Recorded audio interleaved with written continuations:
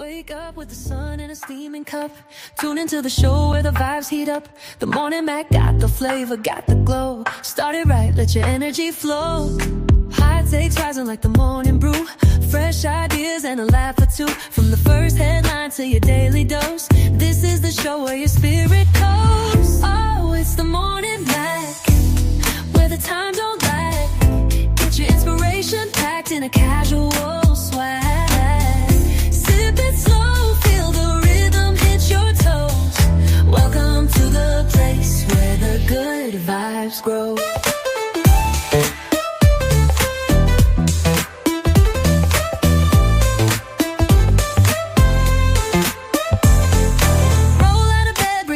Alive. The Mac got the groove, keeping you in stride. No snooze, just choose to wake up bold. This is your hour, let your story unfold. New ideas with the sunrise spark. Fuel for your fire when the world feels stark. Spinning the tracks of your mental glow. Every listen's a hit on the Morning Mac Show.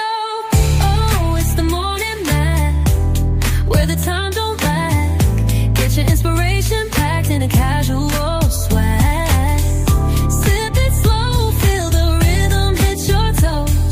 Welcome to the place where the good vibes grow.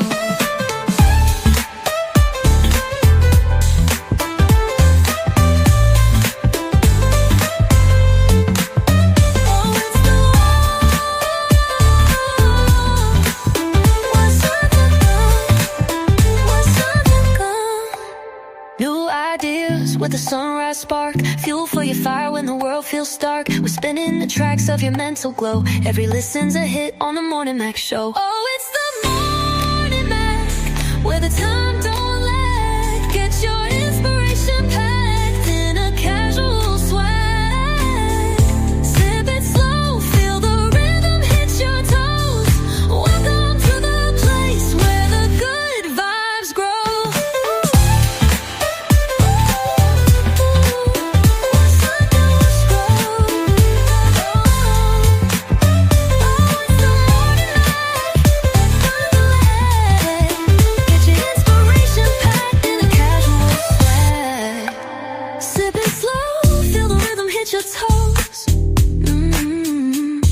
Welcome to the place where the good vibes grow. Roll out of bed, bring your dreams alive. The Mac got the groove, keeping you in stride. No snooze, just choose to wake up bold. This is your hour, let your story unfold.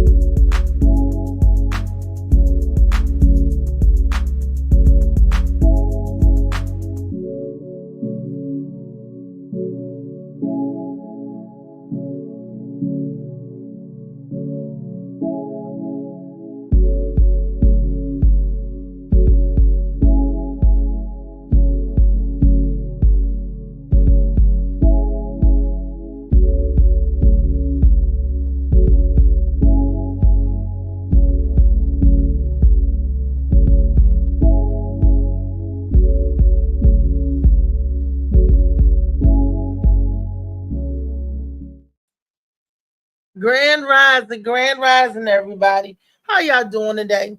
This is your girl Reese, aka also known as the best that ever did it. AM morning, Reese Cup, Althea McFarlane, the future queen of comedy, whatever you want to say that's positive and energetic. I'll take that today. Today is a beautiful day. I don't see any rain yet in the forecast, and as long as the sun is shining, it's look. Every day is a beautiful day that you're on this top side of the soil, okay? Because every day is a day that you have a chance to do something. I want to say happy Juneteenth to everybody. We're going to get into that on the show today. A little bit about that and how some people feel or may not feel.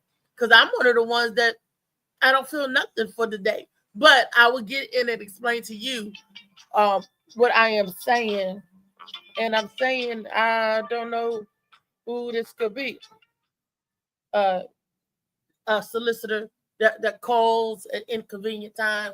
Oh my gosh! Boom! Shades of Blue by AM Morning. If you want to join the Juneteenth celebration, join with this book right here, Shades of Blue by AM Morning. Get your copy. Get your copy. And if you want to join the celebration some more, get you some Molly Mall sea moss. Yes, yes, yes. I look, and you can put the sea moss because it's all getting hot and the temperature's changing right here in this Morning Mac mug. Get you a Morning Mac mug, or it's actually a water bottle. You put your beverage in here, and you can carry it around with you by the top like this. Or if you want to put your tea or your lemonade in a cup, then boop, you got a Morning Mac tumbler, a little Morning Mac tumbler. Look at it, look at it. Put your sea moss in there.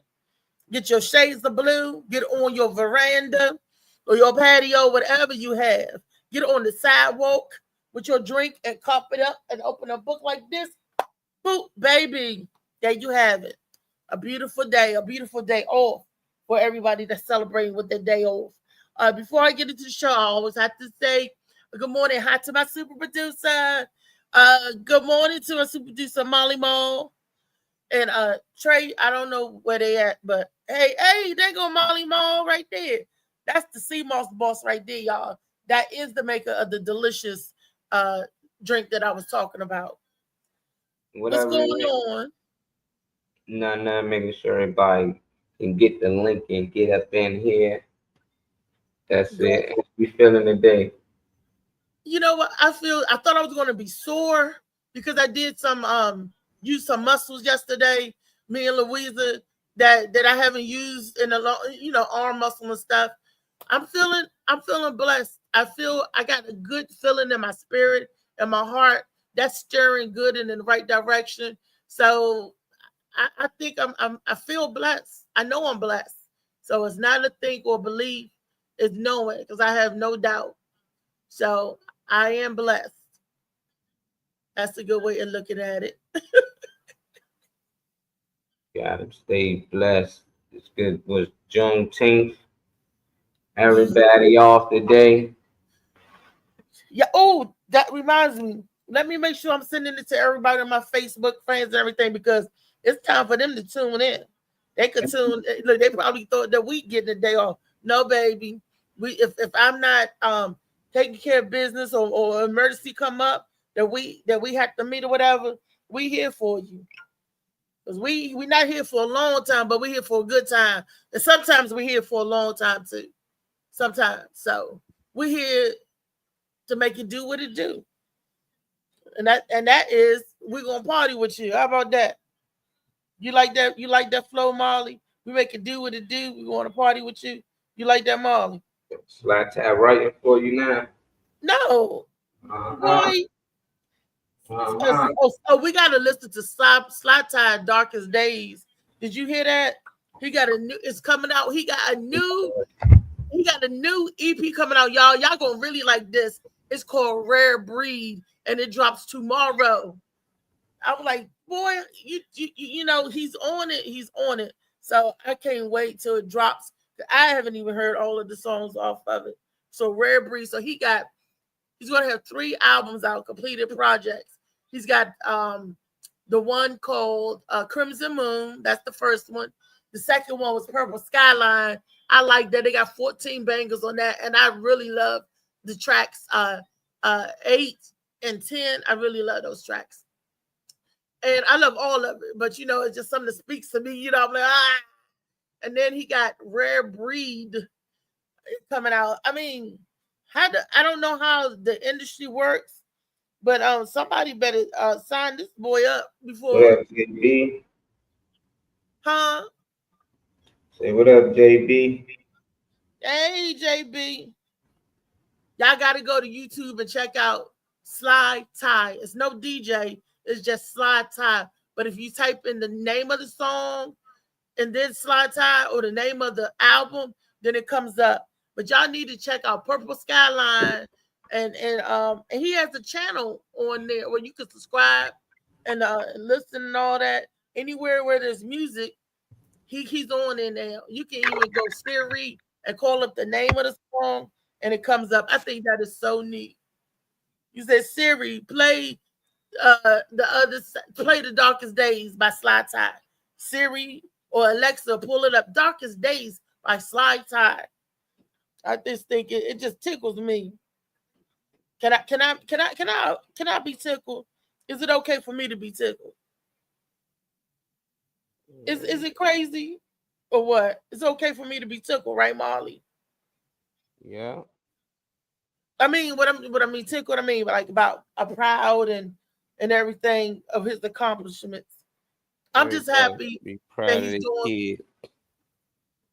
I'm just happy that he's doing something that he loves, and that's his escape. That's his safe place. Music takes him where he needs to be. Just like for me, entertainment is my safe place. Writing is my safe space, my safe place. I should say that's something that I sink into when I do it, and everything else can like go away. It's a beautiful distraction for me. Um, but sometimes my mind gets going and going and going. But I guess that's how it is. I feel like I got so much in me that I want to pour out and pour onto the world, and it's good stuff, not any bad, no negative stuff, no strife, no grief, nothing like that. But I want to pour love, peace, and happiness. Can I pour that onto the world, Marley? Marley, he must have blinked out. But yeah, that's all I want to pour on and share with the world is just love, peace, and happiness. And we all know we ain't got no peace. The world don't have no peace right now. As much stuff going on happening in the world today. I don't just mean here in America. I mean, I don't just mean is in this country. I mean, all over with the wars and everything. It's like for us to become so far or so-called advanced civilizational society, why do we act uncivil so much to each other? And it just don't make any sense. I can't put my heart around. I can't wrap my mind around it and put my heart in that. It's just because I don't understand that. You know, grand rising to everybody that's joining us. I can't see because for some reason StreamYard don't let me anymore see who's in the building with us. I used to be able to see the comments and stuff. Let me know if you can hear Huh? me. I'm asking, can you hear me? I can hear you now. Okay, I've been saying something for a minute since you said you couldn't hear me. Oh, I'm sorry. Tell me what you were saying. You was commenting on what I was Saying, saying. can you hear me? I was asking you, can you hear me? Because you said you couldn't hear me. So I make sure this mic ain't tripping out. So you don't respond. I'm assuming that my mic messed up. And I gotta do Yeah, that. if I don't respond, yeah, because I didn't hear you at first. Because I was asking you a question. I said, "Oh, Molly, must be busy." But I was, just talking about uh people in the world and how much unrest and peace we don't have and goodwill that we don't have towards one another. But we always say goodwill towards the men, goodwill. But do we really mean that do we really mean that when we say that to each other? Happy Juneteenth to everybody celebrating the Juneteenth celebration. There go Molly Mall right there. There go my man right there. That's the man with the plan. Try this laptop. That's Yep. the man with the You can hear plan. me? Yes, we can hear Yeah. you. All We right, have that's good. touchdown. We in there. We have touchdown. And You I see look. I hope this show. I think I'm trying to send it out to everybody. Like I can't. Ain't no way I can send it out to everybody. But I sent it out. Nah, you just go in the comments and at your followers, and it send it out to everybody for you. You Oh, watching? Just at your followers in the comments like I did, and shit, that'll work. I'm about to put it up on the screen so you'll see it. Then that keep you from having to send it out to everybody as long as you add them. On Facebook that work. YouTube you got to still share. What up, Oh, Misha? Me? She said nope. It's a catchphrase. What's the catchphrase? What you say? I popped out. we always say, "Oh, goodwill towards men." Do we really mean that when we say that stuff? Do we really mean when we say, "Oh, good morning," and when people say, "How you doing?" We say, "Fine." If you feeling good and you doing fine, why do we treat each other so bad? And when I say each other, I mean the world, the people here in the United States. If we came so far, we know this. Why can't we get along better than what we doing? And it seemed like, and we know division causes strife and hurt and pain, but they just must want to live in it or stay in it. I don't want that. You know, I want to see better days. I want us to be able to get along together as a people. Why can't we help each other? Why why don't we check on our friends and our neighbors? If we say that, oh, we feeling good, we this, and we that, why don't we display that we this and that? I don't know who is we. I mean, The I do. world, people, this is when I say I can't speak for everybody, and I can't say it's. I didn't scan the world. I can't say it's more bad out here than good. I can't say it's more good than bad. I can just say off my perspective. That's mhm. it. So I don't watch the news.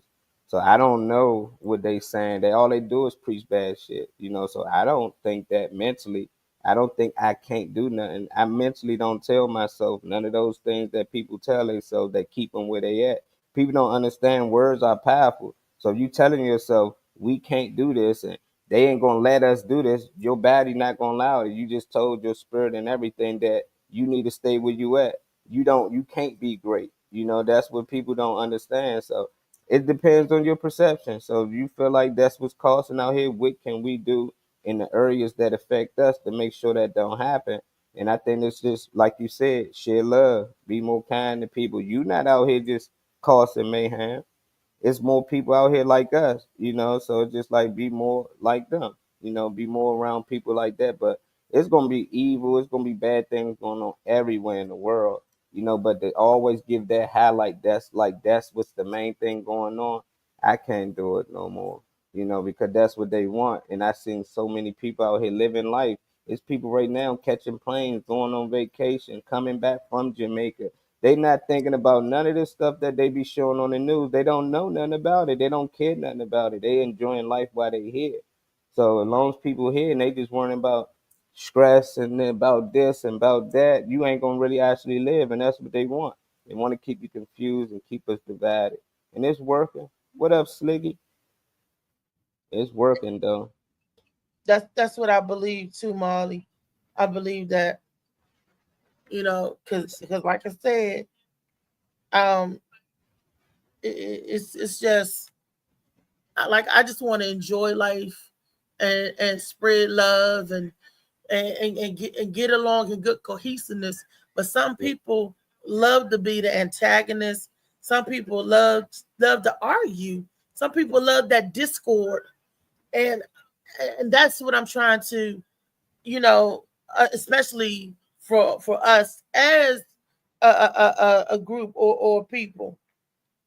If I see it, I don't want to be a part of it. I don't want to be a part of the chaos. Is uh, you know Yeah. do you know what I'm saying? I want to be over here where we loving, chilling, having a good time. Not saying that I'm turning a blind eye of what's going on around us or be oblivious. Um, but like you said, we not out here causing chaos. We the good vibe tribe. We not out here causing confusion or separation. I want our people to come together and let's get some stuff done. But for some reason, oh, this is not going to agree with that. That's not going to agree. And then they're going to start arguing, fighting. And I feel like we're caught in the middle of everybody's mess. I mean, is what I'm saying, because you got powers and people over here doing this.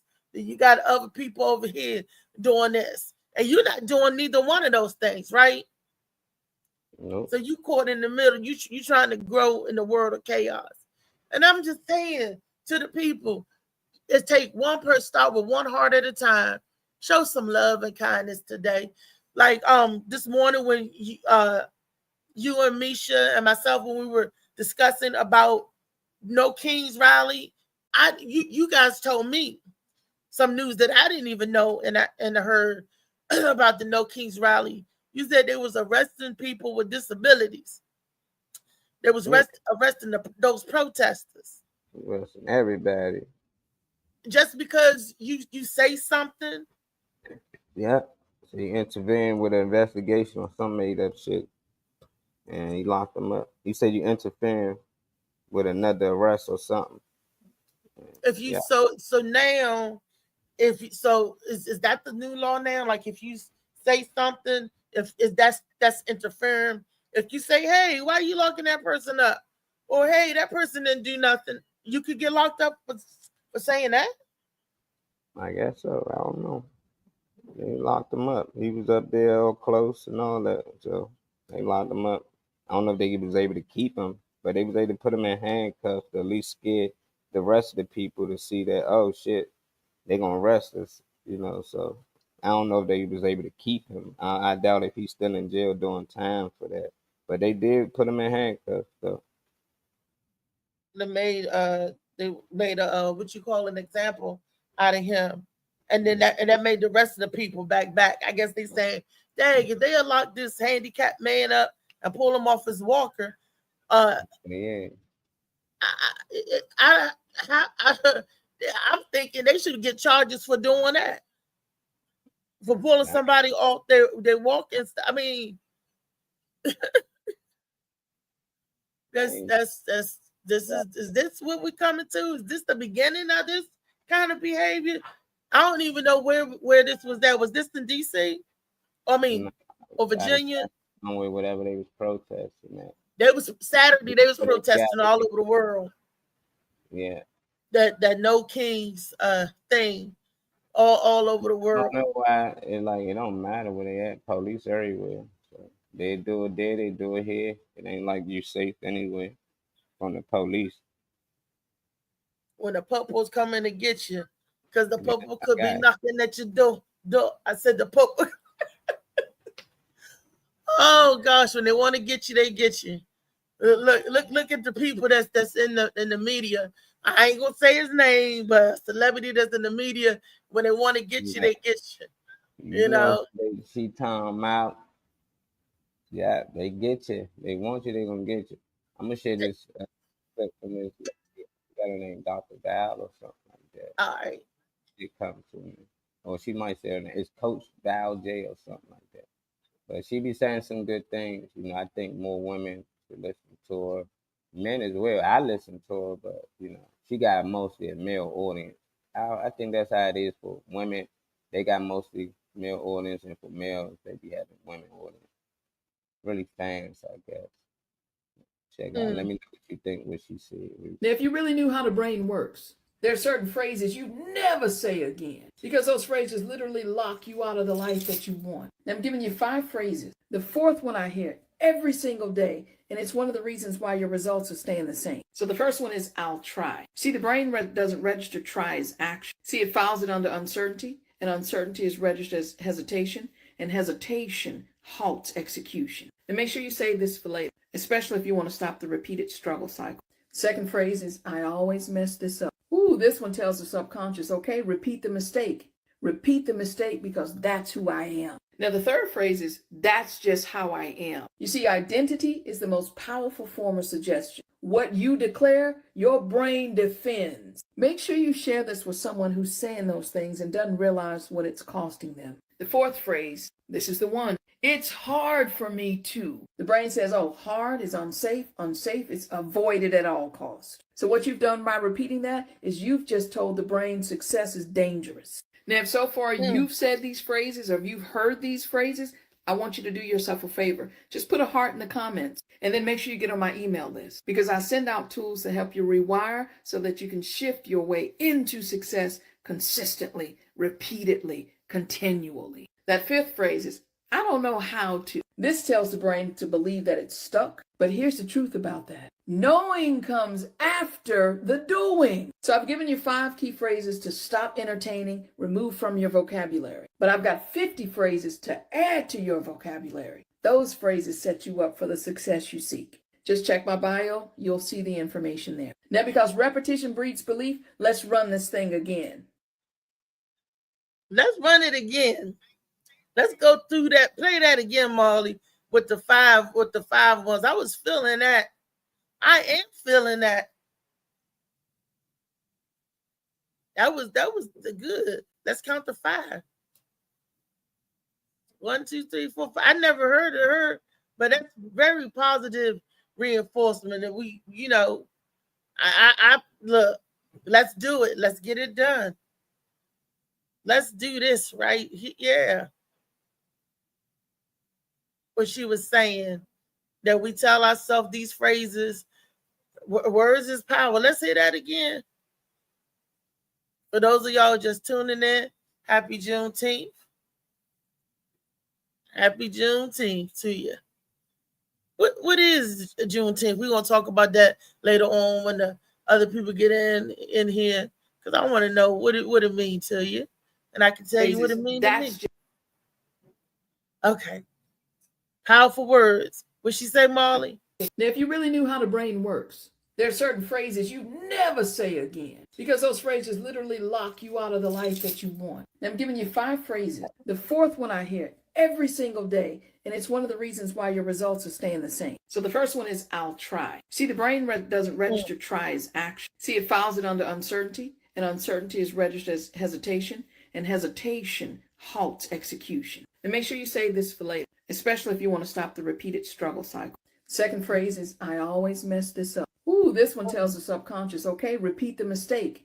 Repeat the mistake, because that's who I am. Now, the third phrase is, that's just how I am. You see, identity is the most powerful form of suggestion. What you declare, your brain defends. Make sure you share this with someone who's saying those things and doesn't realize what it's costing them. The 4th phrase, this is the one. It's hard for me too. The brain says, oh, hard is unsafe. Unsafe is avoided at all costs. So what you've done by repeating that is you've just told the brain success is dangerous. Now, if so far you've said these phrases or if you've heard these phrases, I want you to do yourself a favor. Just put a heart in the comments and then make sure you get on my email list, because I send out tools to help you rewire so that you can shift your way into success consistently, repeatedly, continually. That 5th phrase is, I don't know how to. This tells the brain to believe that it's stuck, but here's the truth about that. Knowing comes after the doing. So I've given you 5 key phrases to stop entertaining, remove from your vocabulary. But I've got 50 phrases to add to your vocabulary. Those phrases set you up for the success you seek. Just check my bio, you'll see the information there. Now, let's run this thing again. I like her. No, I never came across that, but I can agree with what she's saying. And you said women, not just women, but I believe all of us do that. You got men. Yeah, I said men only watch it, but I think more women need to. I just think people in general, but that's why I think the way I think. These are the people I listen to, that I study, that I come across on my For You page. I don't be saying twerk videos and all that dumb shit that most times people get and see. And if it come across my page, I put do not sin again. I do not like this. And they will keep sending me things more like this, more things that will enlighten me, or at least it will verify some of the things that I was already thinking. But that's what I be hearing a lot on here. We can't do this. I don't think so. Or maybe if I might. And that's what I said. People don't understand how much powerful words are. You're hurting yourself more than anybody. It ain't no bad this and bad. It's a perception that people put amongst themselves. If you watch the news every day and you seeing all this crazy shit going on, that's what you're going to believe the world like. But for people who don't see that and they just go to work and enjoy life and share love and receive love, they love life. They can't wait to wake up. I remember as a kid, I couldn't wait to get up to go to school sometimes. If you got a basketball game, you excited. As you got older, you was like, fuck, the next day here already. You got to go to work. You dragging. It's like that shouldn't be life, But that's because I was telling myself a lot of time, I can't do this today. Nah, I can't do it. Mm. But when I started to flip the script and say, I'm gonna get this done today, it just like it changes everything about it. Like, okay, what it's gonna take to get this done? I'm gonna finish this. It ain't gonna be no maybes. It's I'm gonna do it. It started to change everything up, and it really worked. I just tell people try it. Even if you don't believe, just try it. Stop trying to tell yourself you can't do things or you might can't do this and trickling it down to your kids. We can't buy that. We can't afford that. Things like that, it really affect kids when they get older. Because you really get in your head that we can't afford these things. We don't got the lifestyle to get these things and stuff. No, you can get whatever you put your mind to. You can have whatever you put your mind to. I'm telling you. That's why I had to share that clip though, Reese. What you thought about our girl? You think she'll be back on the panel one day? I'm gonna try to get her. I'll be reaching out to these people, man. Well, what's her name? I'll reach out too because Her name was Dr. she Val J. Dr. Foul J? Val VAL, Dr. Val J. and just the letter J. Dr. Val J. Yes, I'm going to reach out to her. I love positive. I love that positive reinforcement, that positive feeling, those positive affirmations that we say we give ourselves because we have to be the change that we want to see. You know how people say that, but it's true. You have to believe in you. You had to, like I said, remember when I said I got up this morning, I was feeling good in my heart and everything. First thing I got up, and I thank God for waking me up, for letting me be able to see and move. And then I said, God, please help me get up. And what I mean, get up, stand up. Because the body just don't be want to work right sometimes. And I'm praying as I'm moving along. I'm talking to myself. You would think I'm talking to myself, but I'm talking to the Most High. I'm like, please let me do this. Let me do this. I'm asking Him for His grace so I can get the stuff done. And you're right, Molly. It's all in our mental. We got to stop thinking on a lower I like what she said. I'm stoked. I'm excited. Just do. The I'm only thing excited. you should be thanking the creator for is for what already about to come. Like he already know what's about to come. So it's just like he already gave you the ability to get the fuck up.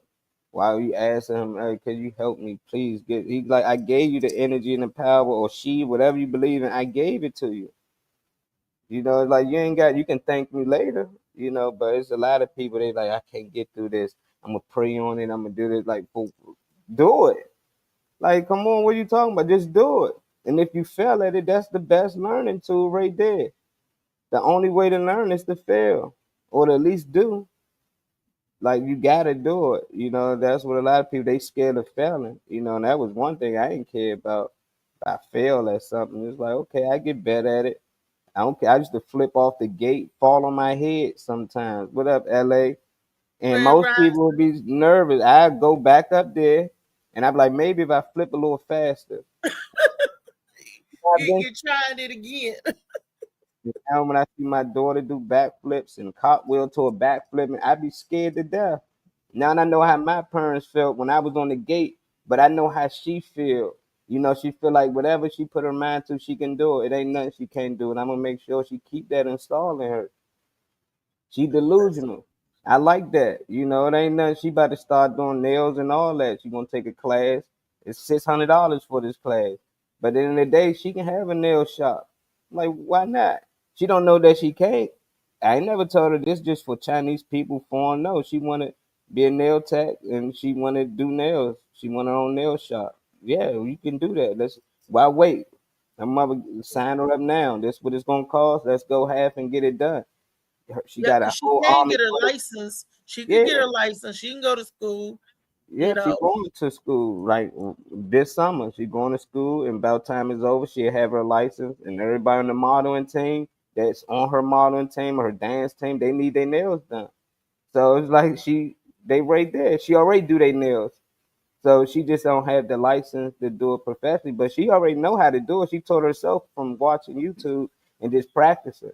But now be like, you need to really know what you're doing, understand what you're doing, you know. So I love it, Right. man. We need to start listening all people, not just kids and people in general. I get around a lot of people. They like, man, I'm just trying. I wish I can do this, and you can. What do you need help with? You want to throw a show, comedy show, whatever. I remember Greg was scared to do comedy. Like for what? We live this life one time. Don't be man afraid to do nothing. Now he love it to death. He throwing shows every week. But it was like you could have did this 5 years ago. You just got to get past that fear. People be so scared to fail, or they feel like they're gonna embarrass themselves. Like who cares? When you die, nobody gonna even think about your ass 3 years from now. But the people who really love you. Other than that, they don't care. So why should you care? Like go out here and be who you want to be. Do the things that you want to do, and as long as it's out of love, then it's going to work. You know, I ain't telling you go ahead and just if you think of some evil shit, put your mind to it and do it. But it's people that do it. They don't just say, "Man, I was thinking about robbing that bank." They go rob that motherfucker. They put a plan together. They rob and they get out. Some people get caught, some don't. But they made their mind up. You know, because if you second hesitate on something, it's not gonna work for you. It's no different than anything you do. When you hesitate, that most times hurts you. In sports, in anything, in a range, fighting, you hesitate. That one hesitation knocks your ass out. You know, so it's like you can't hesitate. What Yeah. up, LA? Yeah, but sometimes you can't. Well, it depends on the situation. You can't just. Sometimes we got to sit back and think about before we jump in, or just jump and say something. I'm learning. I'm learning not to go. "Ah!" I'm learning Yeah. not to do a LA. I'm learning not to say it with my chest. I'm learning to be certain of what I'm saying and stay true to what I'm saying. Because sometimes, and I'm learning not to speak out of emotion. When we speak out of emotional or feelings, it gets all discombobulated, all screwed up when we talk out of just feelings and emotion. You know what I mean? Mm-hmm. That's why I had to think, like assess the situation, sit back, and then jump in. So when I'm jumping in, I know what I'm jumping into, and I'm being sure I'm saying it on my right and not backing it up, not backing up on the left. You know how some people start out, oh, say it with your chest, and then all of a sudden they back down with their chest. You know, Yeah. so I'm learning to have that integrity. I am getting that knowledge, or getting to that Zen place where I will succeed at doing that, because I know that I am successful. I know that I'm a beautiful person inside and out. I know that I am talented and gifted. And I know that I will pour what's in me out on the rest of the world just like I want to do. I'm not second guessing that. And I know I'll be successful in doing it. And the people that know me, that love me, I know I'll make them proud to say, that was my friend, or that's my sister, that's my mother, that's my cousin, that's my, I, you know, I know this. How about that, Molly? I like it. What's this you got in the cut? It was inside the group chat. They say Yes, black my soldiers dad's in still this missing the video. front in Um, Vietnam. yes, he look, but you can't see him. He's in the back, but it's like you see him like for a millisecond.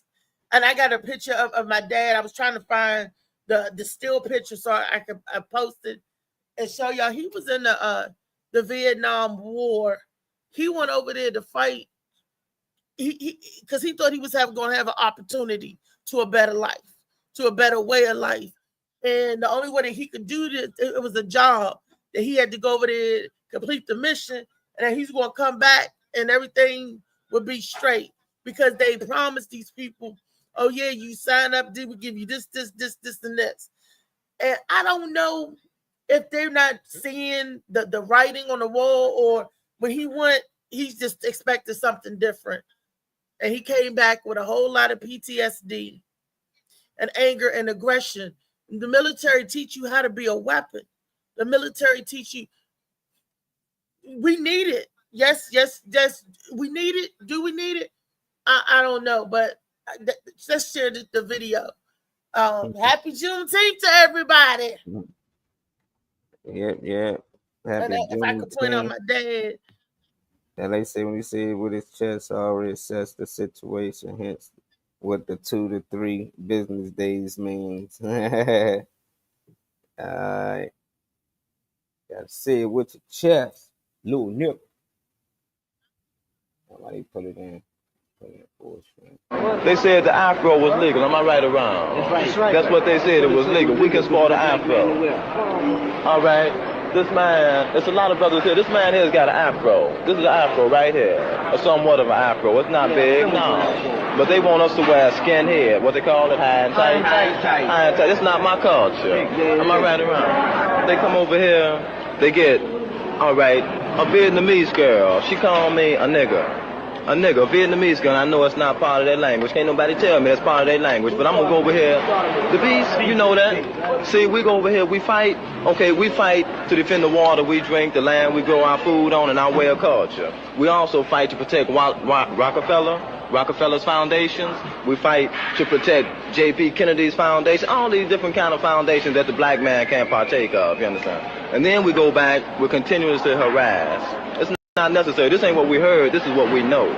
See, we've seen it from the bird's eye point of view. We are the people here now. See, we see it now. This ain't what we heard. You know. I know y'all been out in the Ville.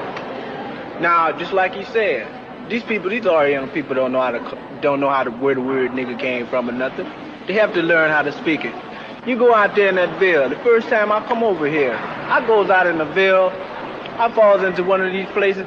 And I'm thrown out because I'm black, you know? Because I'm black. They don't like us. They say, we start trouble. Now, who done put this stuff in their mind? You know what I mean? The beasts came over here and brainwashed these people. We get out here and try to do our thing, and they wants to downrate us. Right on. Because we're black. Because the beasts came over here and told them that we ain't nothing but trouble. Because we got a strong rapper and they scared we're going to take the women away. You know what I mean? Well, wait a minute. Let me tell you something about down south. Let's say down high in July of this year right here, when the so-called the beasts, this is what we call them because they act savage and barbarous like animals. What you think about the video?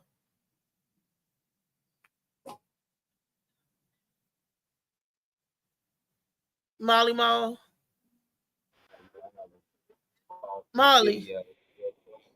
Oh. Can you hear me? Yeah. What you think about what he was saying? What they been saying every Juneteenth, you know. Well, this not even Juneteenth. It was about them being taught that. Remember what we was talking about? That when we go to other places or when other places come here, they are already taught or programmed that people of color to stay away from certain type of people of color. And he was saying that he knew that the people over there was taught because that word not even the word nigga not even in their language, in their culture. They learned that. They had to learn that. And they had to learn that hate. I believe hate is a taught thing. I know hate is a taught thing. How can you, just like you could teach a nation of people to fear stuff, you could teach a nation of people to hate stuff, you can teach a nation of people to go along because it's the programming. Yeah, but the programming. It's like, how do we know the interview? How we know anything these guys feel or saying? They broadcast it. They interviewing them, asking them questions. They knowing it. They pushing race. They pushing it, like they promoting it. They ain't have to interview him, post it online or post it on the news so people see it, and they pushing it. The white dude that's probably recording them is racist, but they like to push this racism against it to keep us divided. And they was in another person's country, you know. So it's like, who came over there to tell them that no, that's what they portray everywhere.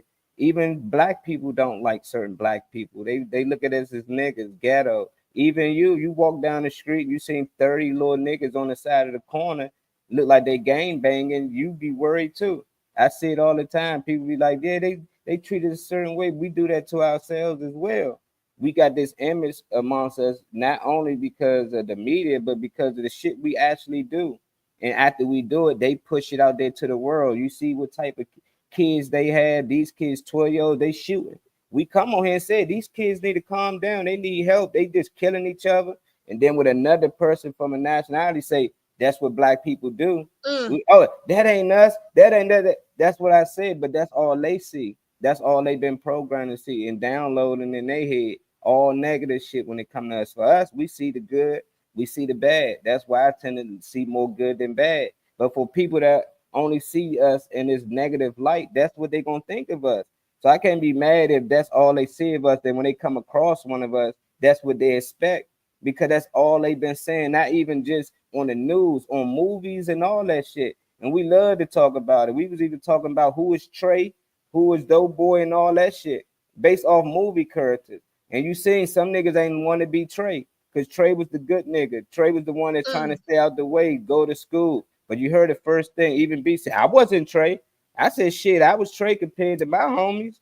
How they grew up, you know, the decisions they made. But you got a lot of people out here, they want to be Doughboy and the rest of these guys that actually out here causing harm. And then when somebody point at them and say, hey, see, we got to watch out for them because they be robbing people. Oh, that's racist. You stereotyping me? No, motherfucker. If I see a group of white boys out there gang banging and shit, I'm assuming the same thing about them. It's just that they show more of us doing it than them. Sometimes be white and black gangs together. It ain't really a color thing, but that's what they've been pushing out here. And it makes sense if you want the women to stay away from the black men when they get out there. You put it in these women here that these men dangerous. So when they do get out here, they're shy away from. But all the women ain't. It's gonna be a few of them a little curious. And nowadays, women like dangerous men. The more dangerous shit he do, the more they fall in love. You know, he sell drugs. Oh yeah, that's what I like. He be doing this. They like that shit. So it's different. But the that's programmed. They programmed to that mess. Well, to the stuff they see off of the media and off of TV and stuff. I'm laughing because I'm not programmed that way, and it sounds funny when you say, "Oh, they like the more dangerous it is, the more they like." Oh, he sell drugs. Oh, he carry it down. Oh, let me. It's funny to me because you know it's just I'm like, I mean, but you're right. Some people mind is locked. That it's twisted that way because it's twisted around. You know, oh, he got a gun. Oh, do you think you're gonna be safe if somebody's shooting bullets? He crazy about me. He kill a nigga for me. Like what? He kill me. He kill me. I ain't playing with him. He kill me and you. Like what? Like that's not healthy. Like the fuck is you talking about? Like then get away from me. Don't want that nigga think we talk. Don't only want them to assume we friends. Like don't be doing that. But girls put dudes in situations all the time. But yeah, they've been pushing this race bait shit since forever. I don't know when. Like they stop. They can go to war and fight with each other, and that still ain't go right. But it's still like, why would you sign up to go to war with people that don't like you?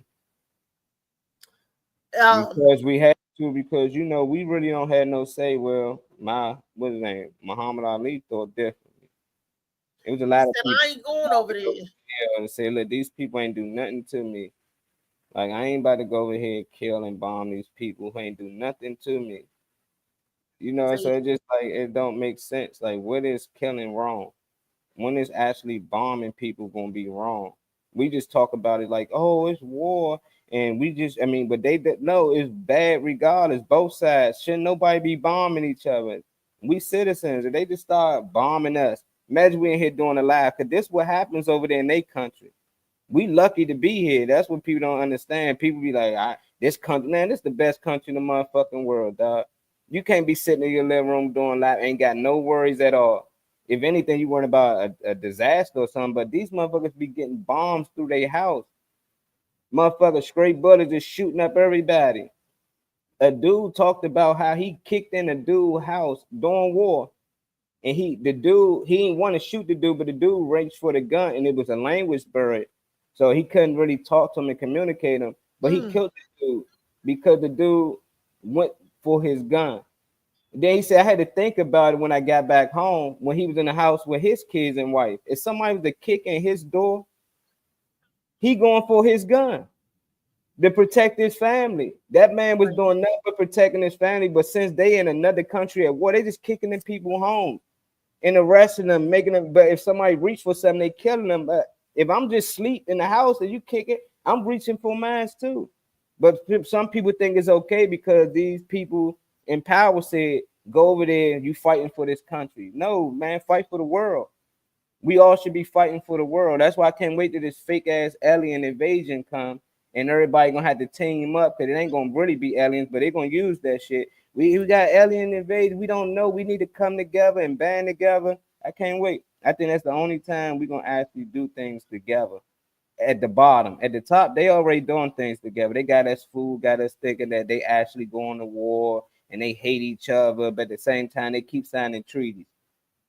They all signed the treaty. Definitely that to go to Antarctica. How y'all all agreed upon that thing, but y'all can't agree upon little things like tariffs?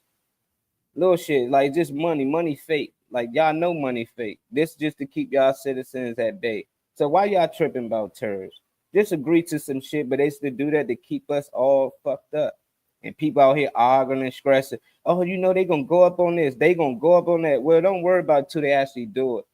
You know, like it just ain't nothing you can do about it. But people sit around and stress and talk about it for hours and hours, and it's just a waste of time, you know. But that's the whole. I think that's the whole ordeal. Keep us confused and distracted, and keep reminding us that we niggas, we black, we slaves, we come from this and that. Like Juneteenth was our holiday. We ain't want to make it a national holiday for all these motherfuckers can celebrate it with us. Now it's no point of having it. You know, it felt like it was something that belongs to us. Now Joe Biden coming in and say, no, we're gonna make it a national, and which is cool for some people because they get off work, you know, they might get paid, but for the people who've been celebrating it for long before they made it sucks for us. It's just like, damn, like we need something else. We're gonna come up with something else. So they can have it. I still respect it. Still a good day to remind people what happened, you know, during that time, how people came back from war and were still enslaved, even though they was told they would be free, you know, but it's like, why are we celebrating that? It's just another reminder that we were slaves. And let's start celebrating the times when we was kings, the times when we all was free, whites and blacks. Like, when was that time at? Is it ever a time of that when we all was free? It seemed like some nationality always was enslaved by somebody, even us. We had slaves too. It's like, when we gonna get back to just being one with nature? Or will that ever happen? I doubt it. I don't know if we will see it in our lifetime, but I pray for peace for the world and healing for the world because there's a lot of bullies out there at the top, and I'm thinking in my mind, this 5% of that's the percentage of them that control the masses, that control everybody. The 5 that little portion, that elite up there, like you said, they get along because they're all getting along on they standing on one agenda, and that is to keep the people confused and full of chaos and full of violence. And fear will make you do a lot of stuff, and fear will make you fight. Oh, I gotta get out there. I gotta fight this before this happens. Just like you said, an alien invasion. That's gonna make every color unite. Everybody gonna be speaking the same language to try to go against and survive another species attack. Now, what would they get out of that alien invasion? Will they get unity, the control of unity, or all the world doing the same thing at the same time? I mean, who's going to be at the top of this fake alien attack? You know, and who's going to be the casualties of this alien attack? You know, you always got casualties. You know, you got people that they call expendable, like, oh, if some of them die, oh, that's okay. I don't think if anybody lose a life, it's okay. You know, and like you said, going into other countries and shooting up a bomb. And you're right. America is one of the best places to live as far as security. You ain't got to worry about nobody dropping bombs on us, but us. You ain't got to worry about the street gangs and stuff. You know, do have to, you know, it was us. Right. And which they did. And you know. Yeah. Who that? Sis God. Blicky. We must have Fuck said you want, something. Slicky. Didn't say shit. Are we They done live? blocked her. They Hello? done blocked Slicky ass. Are we live? Yeah, we live. What's up, Weezy Wee? Weezy Wee up in the Weezy, building. where you at? I sent you the link. Weezy Your butt on should be in it. YouTube. No, Molly Man, was talking to we on, Louisa. man, we live, nigga. What he Slicky, want? you live. What Molly he said, want? what you want? We live. I'm calling to see was I live if you had the phone hooked up. Nah, you know you gonna be the first incoming call. Slick, you know I gotta do the test run with you before I do it on live. Slick, you always help me make sure my mics and shit right. Listen to what I'm gonna say, because when I go live, I'm gonna say something on purpose. Oh yeah, I can't wait to hook the phones up. Yeah, we taking callers soon. The Morning Mac Show will be taking calls soon. That means you can call in with your concerns, your comments, your questions. Well, y'all talking pretty deep this morning, and yeah, we can hear Woo. We can hear you though, Woo. What you got? I ain't saying nothing. I'm really digging y'all this morning. Yeah, anytime I get to talking a little deep and Reese get to talking, the comments don't go as much, you know. They want to say dick balls, pussy. You know, and that's when the comments get to flying. I forgot I had some running around to do this morning. We said she had some running around to do. I had to cook and do my hair before I leave to go to the wedding. Somebody getting married? Yeah, our girl Star's getting married. Congratulations, Star. Oh, from the No Filter Show, Star. From the No Filter Show, Slicky, you know Star. It says we just said tell Slicky get the fuck off the phone and get in the comments. Radio? No, the No Filter Show, Red Vision Network. Weezy Show. I always say Weezy Show like it's just her. Well, okay. Well, I know my girl Star, and that's the beautiful thing. I'm happy for you, Star. Yay! And let me tell y'all, congrats, Star. Anybody that's seen the pilot, A Mama, seen Star. She was my son's girlfriend in the movie. Oh, that's okay. Star. Okay. That's her. And who she married? She married one of the guys on the show. That's Rocks. Telemade Rock. Oh, my big sister's in the house. What up, Tina Beamer?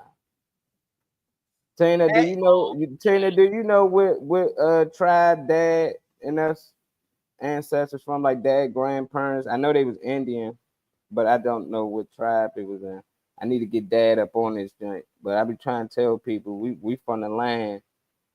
You know, I can't get pops on here though. I'm trying to let the world know I ain't from Africa. Tina probably thinks she's from Africa. That's what my Uncle Doug told me too.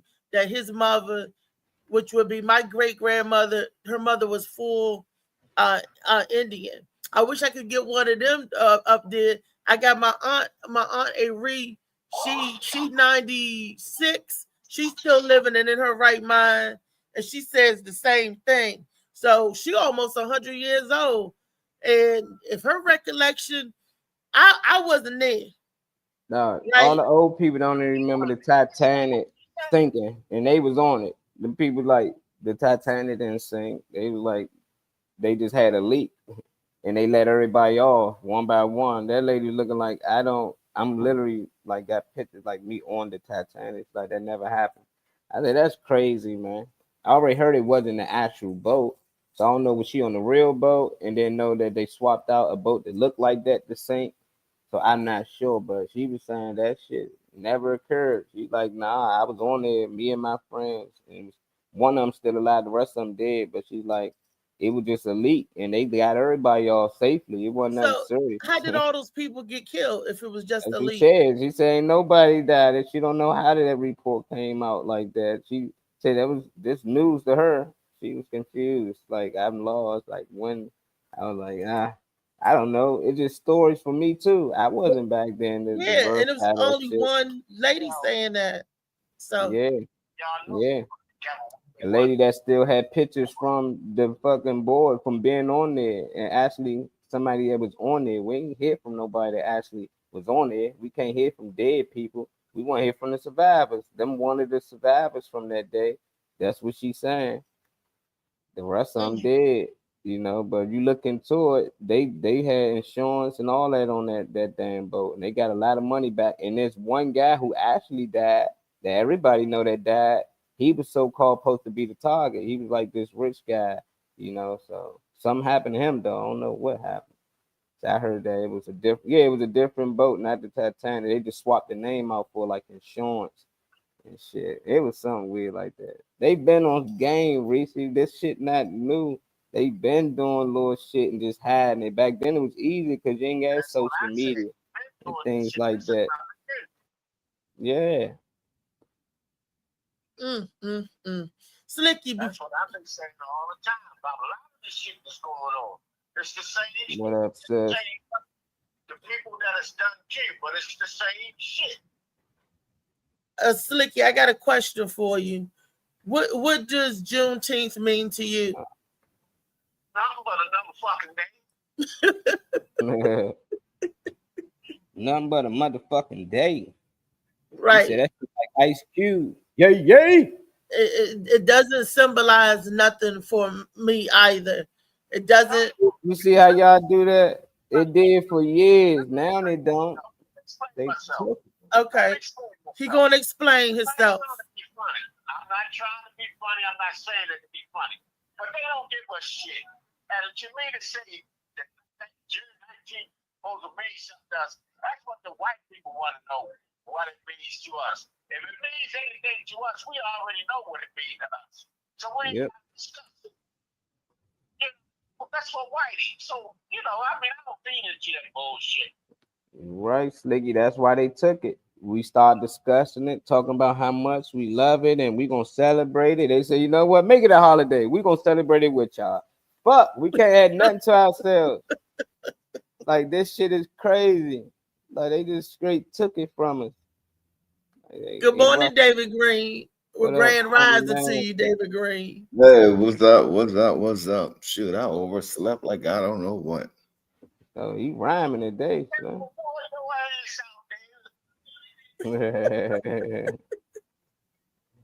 When Weezy say everything is illusion, we don't know what's true. All we know is what they try to show us. That I know, Weezy.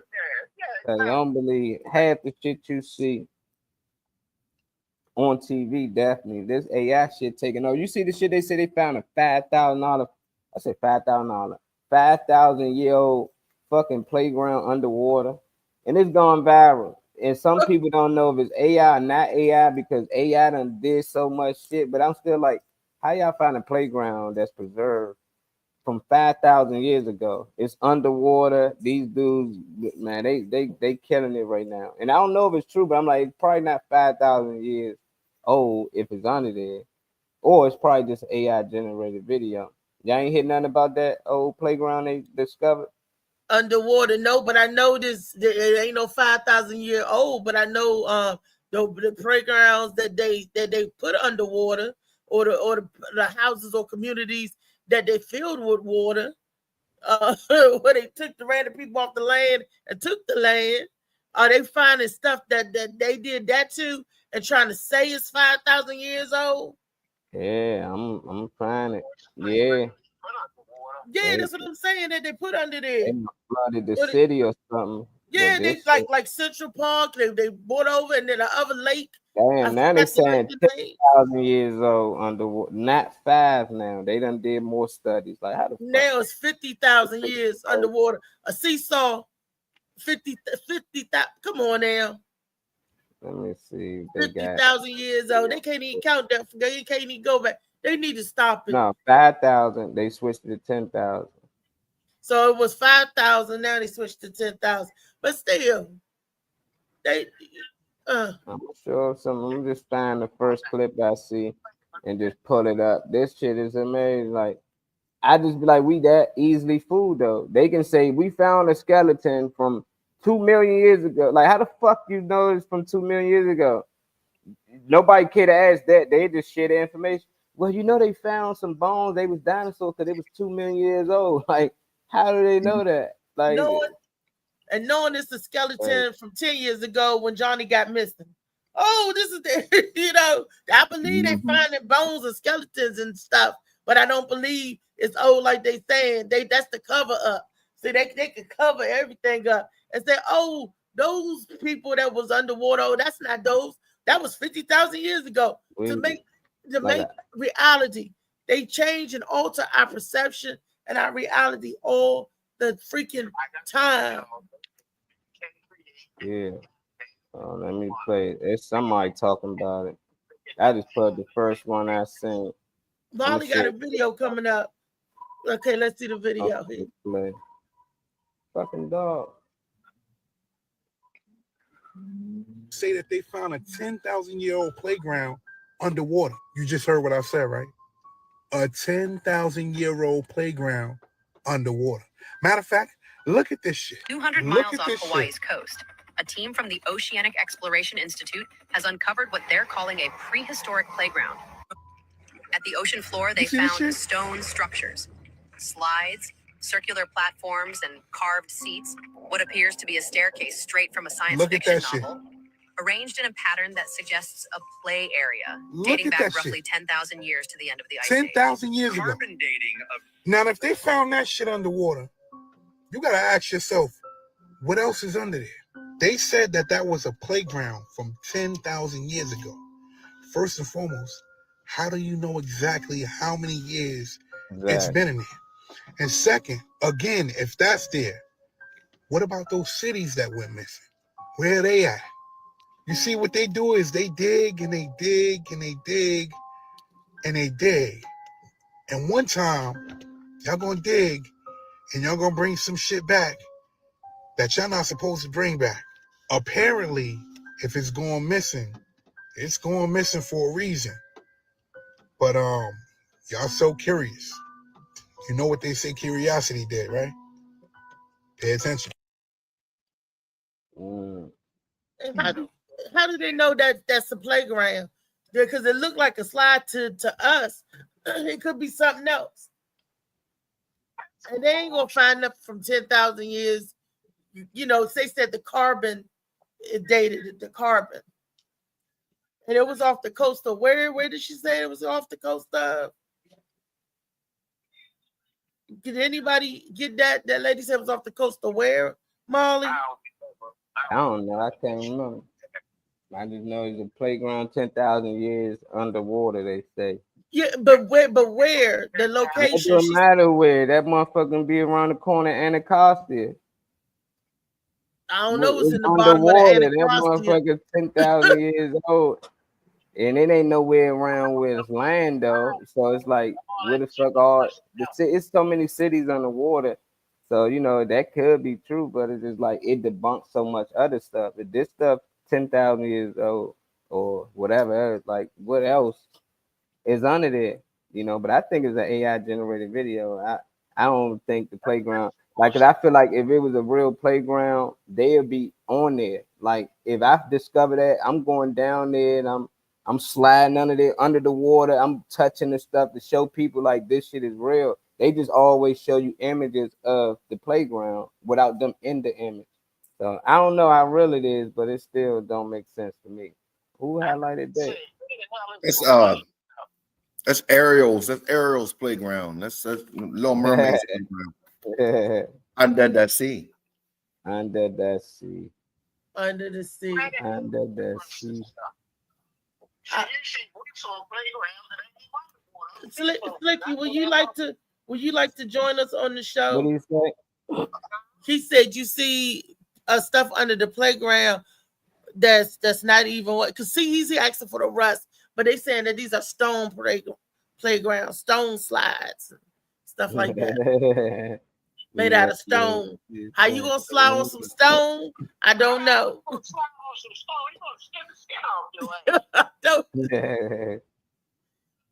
You know, so ain't no telling. But would you like to join us on we don't have the phone system hooked up yet, but would you like to join us on the show? Playground. Molly, can you send Slicky the link? Yeah. So you can come on. Okay. He said he will come on for a little while. DJ Slicky Woo Boo, y'all. We see him in a minute. David Green.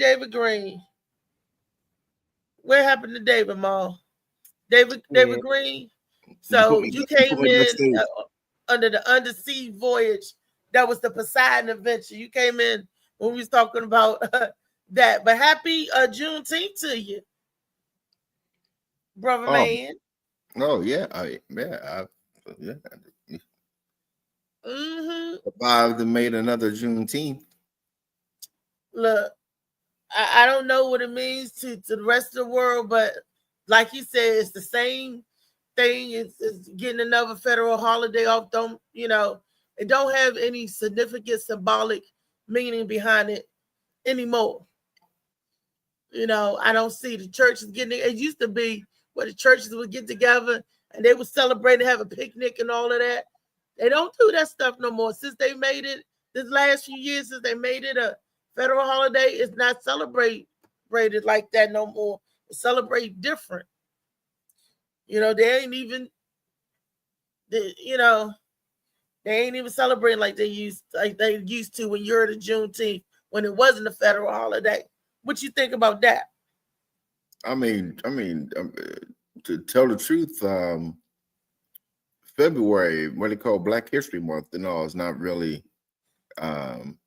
celebrated and stuff and all like it used to be. You know what I mean? So I wouldn't be surprised about Juneteenth fading away or not being, as significant as. But that's just like anything, when something first comes out, everybody's all excited. Now this is this, but after a while, it just just becomes just another thing or whatever. Well, that's not true because she don't remember churches celebrating. Yeah, I don't remember that. I do. The Baptist churches celebrate everything else though. The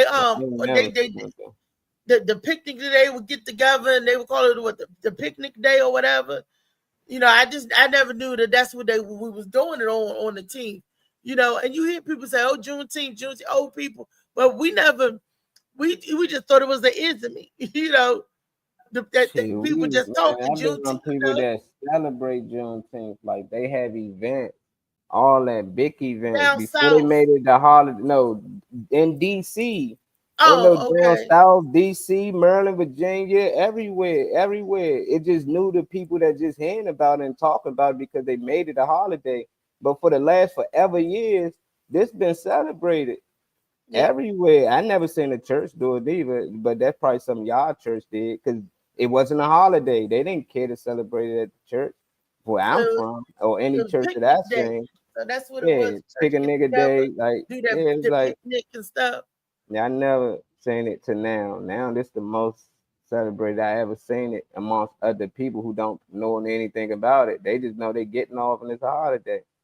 That's it, Yeah, that's what I mean. That's no more Juneteenth parties. It used to be Juneteenth parties getting promoted all month. I ain't see one yet. Not one event like I used to see. Not one commercial. Not one church event. Anybody to church today? You said the church be having them. They used to, but they don't do that. Church ain't the church no more. That ain't the church. Church ain't church no more either. Juneteenth. But they ain't never was Juneteenth type churches out here. They celebrate the pagan holidays. They do. Ain't never see them celebrate something that's just not traditional with the church, unless it's a personal church. And that's what I was getting ready to your own say. Exactly. Exactly. Molly, reason being is because they sugarcoat the holidays, but when you actually, if you actually like broke down like what that day really means and different things like that, you find a whole bunch of junk. And people not ready.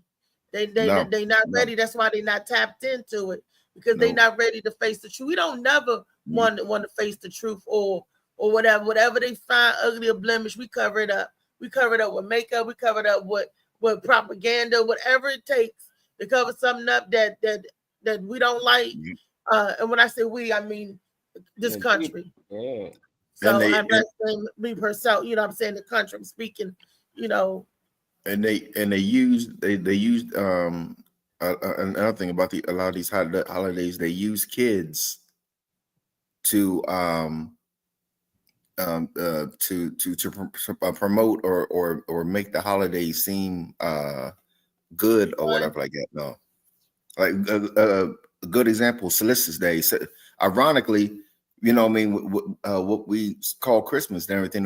Back then, they was throwing kids and the they fire. They were praying to Moloch and sacrificing the baby and the kids. Exactly. But now it wasn't toys and gifts in the sack. It was it's children in the sack, and they were sacrificing them. But then they had a hat with the balls on it and all this. Like we said, oh, Santa Claus out here. Yeah, ooh. And they celebrate, they twisted it and they celebrated.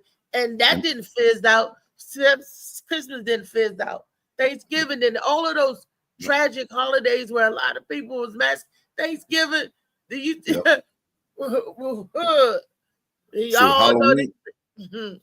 Halloween, the Jewish used to go over to the lands or whatever, and they would go over to the lands.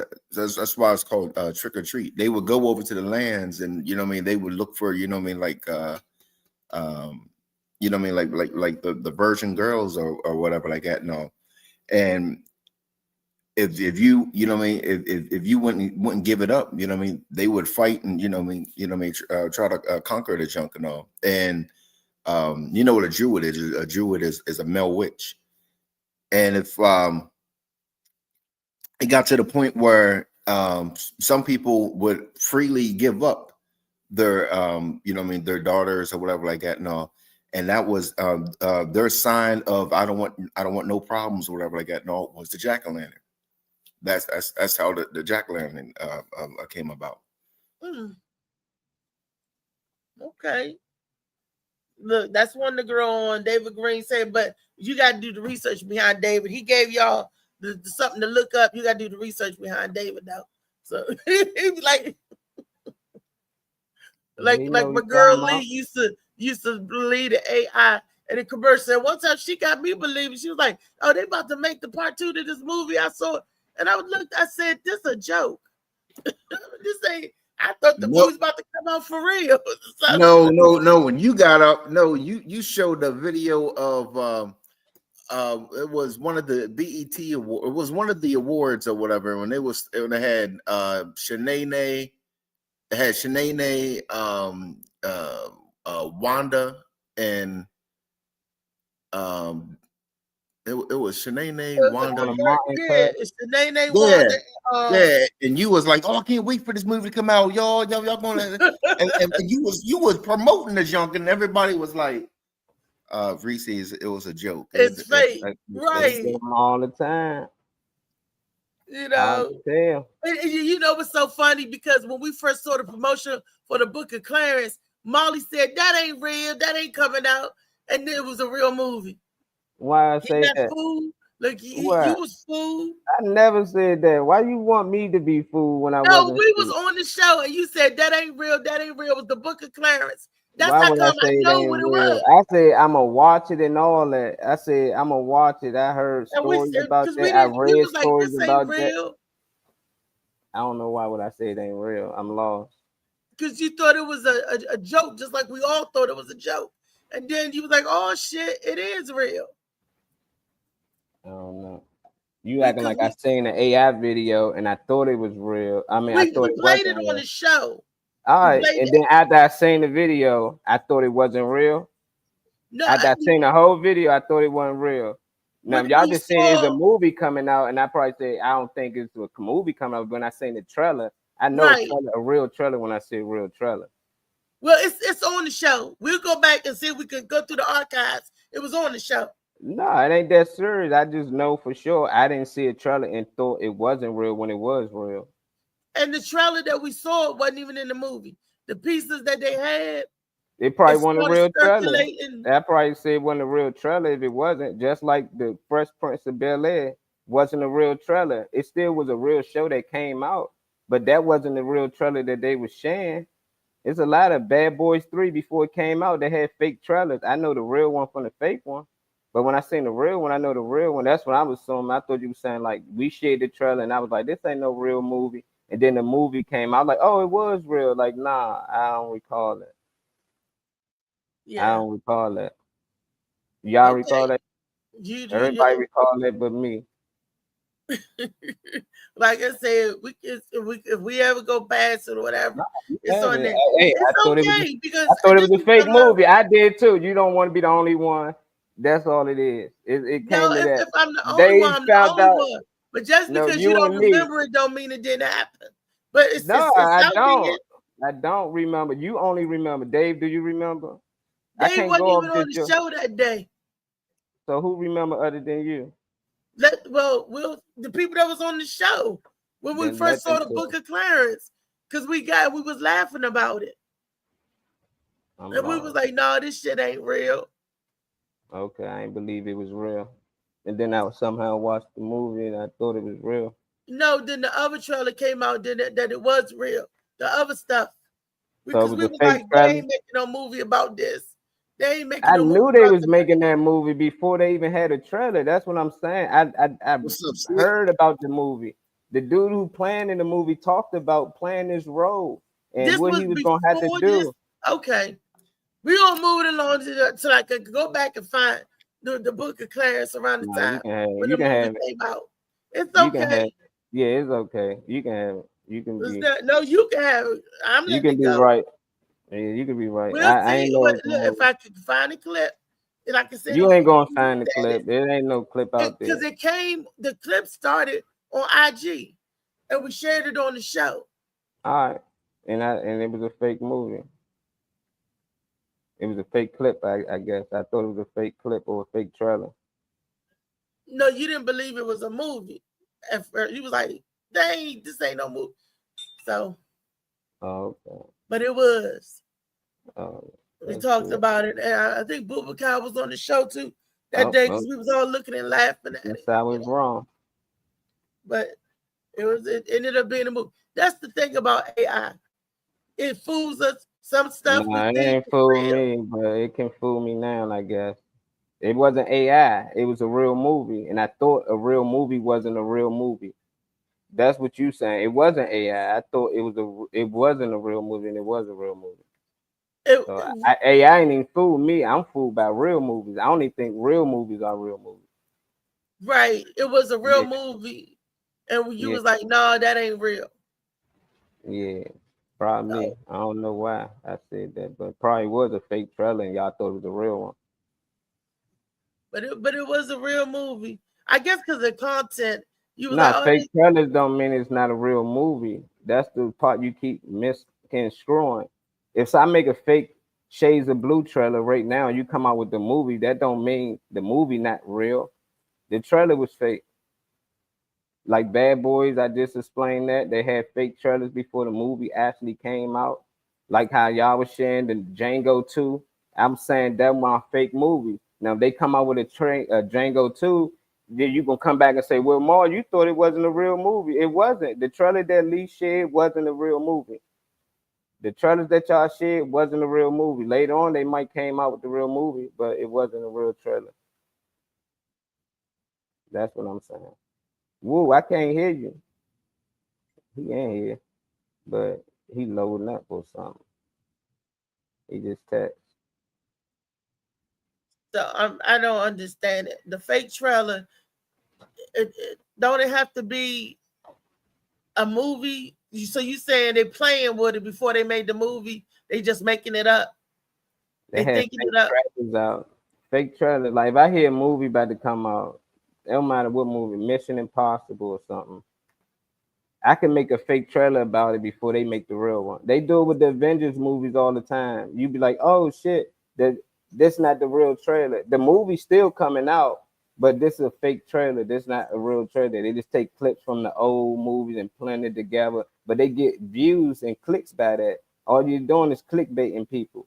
okay, Oh, new Avengers dropping out, da da da da. Everybody hit it. Then you look like, oh, this shit fake. This not a real trailer, but it's still coming out. Fantastic Four still coming out, but they had plenty of fake trailers of Fantastic Four. Now real trailers out, and now the movie about to drop. But you'll know the difference because if you watch the movies, you like this a clip from the previous movie. This a clip from another movie. That's how I've been knowing. Like that Django one, it was all old clips. Then it was him from other movies. It was like this fake. Okay. Well, you gotta be careful though. It's hard to tell. They generating, they doing stuff now. AI, it's just they fooling everybody. They always, I don't know who the elite is or the people at the top, but that small group, all I do is know it control the masses and it give you what they want to give you to play with. It's like, here, play with this. You can play with this. You can play with that. I noticed that when we get technology and they get to the place where the people can get it, it's been out for years. And we're just thinking it's new, but it's not. We're just thinking the technology. Oh, they came out with this, they came out with that. That could have been out 20, 30 years ago. But by the time it gets to us, it's been out there for a minute. Now they give it to us here. You can play with this because we got something new. Here, it's like, it's like we getting hand-me-down technology. We're thinking everything is all, ooh, but they've been doing this stuff. And they was testing it out on you. We was playing with it and didn't even know. Like I remember, not see or hear me, so I'm back in the comments. Slicky went back in the comments. We couldn't see or hear. Oh, okay. I said, what's up, Slick? Yeah, he couldn't hear us, I don't think. He was texting though. I seen him texting. But people know how to use AI. A lot of people just think that's what AI is. So you say, oh, using AI, they think it's like, oh, these videos, these fake babies, but people building billion-dollar companies, million-dollar companies, just using AI overnight. Then I'm talking about not even like 3-year thing. They doing this shit in less than 3 months. So everybody using AI and they learning the right way. Like kids using it to finish their exams in college. It's just crazy. They ain't got to do much. So they using it to benefit them. And that's why I think people got to know how to get with AI because it's here. It ain't no way to fight against it. So you got to really learn how to use it. It don't matter what it is. Even if it's getting you a weekly task, AI can do it for you. It's just a lot of things you can utilize it with. Only thing I'm worried about that all these people creating these logos, they doing videos, they doing companies. I just scared that AI might come back 10 years later and say he part owning all that shit and sue everybody because it's all been created through AI. I'm like, how do you own something if AI created it? He's the creator, so it's just like, I don't know how that's gonna work. If you ask AI to do something for you, it's shit. When you download the app, there's so many pages you gotta agree to. I know it's something in there that we gotta find it's going to backfire, and they allowing everybody to use it. Like they're not giving this tech for nothing, and people using it, and they doing great things with it. But I'm like, man, later on we gonna find out all the things we created with AI we don't own because we created with AI. It's a code. Everything leave a number or code behind. Don't matter what it is. So anything you create with AI, it got a number stamp on it. And they can like a digital fingerprint. Yeah, digital fingerprint. That's perfect. Reese Network. They say Reese Network don't like the Woo. Yeah, Woo ain't been working lately, man. Now what's up with that? But he says only on our show. Maybe they only want you on the phone call, Slicky. I don't know. I don't know. Phone call. I'm gonna try to have that done by at least Monday. So people can call it. That'd be a neat thing. So people that can call in and weigh in on some of these questions and topics. The question today is, David, I don't know if you answer this, but what do you feel about Juneteenth? Yeah. How you feel about it? Yeah, I answered it. You was talking about the churches and stuff, right? No, I wasn't talking about the churches. I was talking about like different holidays. About don't when somebody was mentioning Juneteenth, only thing I was thinking about is, oh, okay, it's a national holiday. I might be off, which off, but not because of that. Not because of that. You know, what I mean, I'm off on Thursdays anyway. You know, Martin Luther King birthday, right? We that's been now a federal holiday for how long? But some areas don't celebrate it, even if it is a federal holiday, like Utah and stuff. They wasn't giving the people off. They wasn't giving people time off or pay or none of that, because even though they said it was a federal holiday, they wasn't recognizing that. So this is a federal holiday, and this is recognized even less than that. The people like, oh, it's holiday. Oh, it's Juneteenth. Oh, okay. Yeah, you don't hear talk about nobody getting hot dogs, putting it on a grill. You don't hear about nobody fireworks. You don't hear about nobody tree. You don't hear about nobody coming together to eat. You don't hear about nothing but just what I'm saying. At least, okay, like for instance, we know Valentine's Day, you get the hearts. Every day you get something, right?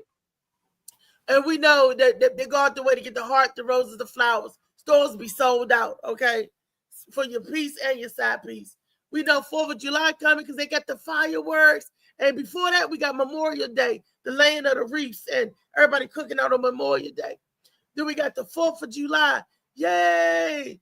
Fireworks and all that good stuff. Labor Day or Solidarity Day. They call that, you know, people doing their thing. Glass cookout for the year. Labor Day, blah, blah, blah. Christmas, Thanksgiving, and Christmas. But what do we do when we celebrate Juneteenth other than make hot water cornbread? Other than make, you know, what is the celebration like? It's quiet. I hate to sound illiterate, but can you refresh my memory what Juneteenth is? Juneteenth was the day. See, the slaves been free.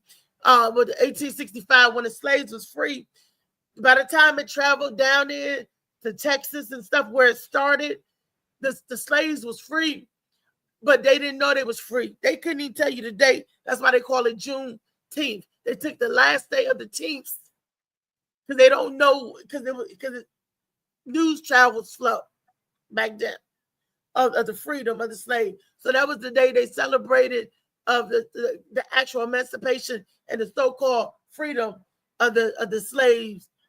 You know, they know what happened in June around the teens, but they don't know the day. So they was like, oh, that's the day we got our freedom. They can't pinpoint it, so they call it Juneteenth. And that's when we're allegedly supposed to have been freed. You know, and it's so sad because a lot of people died during the freedom or them allegedly giving you your freedom than they did when they was slaves. Like the episode, the Devil's Punch Bowl, what happened down there. And that's just one area. And guess what? It wasn't the Southern people that did it. It was the Northern people, the soldiers that did it. Made the first concentration camp. This was before Hitler. This was before that.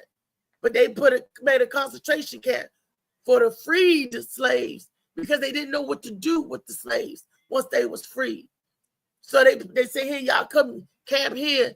And then they closed it off. They only let the men work to build other stuff come out. The women and children had to stay there. And wherever you drop dead at, they threw you a shovel so you could bury your dead. So wherever you dropped dead, that's where you was buried. That was horrific. You know, that account for that. You know, that's why that kind of stuff. So when you say stuff like that, what you celebrating? What are you celebrating? I want to celebrate us coming together at World Day, where the whole world can celebrate together. Let's call it World Day, where the whole world can celebrate together peace, no matter your color, your creed, none of that matters. It just matters that you're human. We could call it Human Day. You know, everybody start loving up some stuff like that. Let's get that going. And let's get Heal it the going. World Day.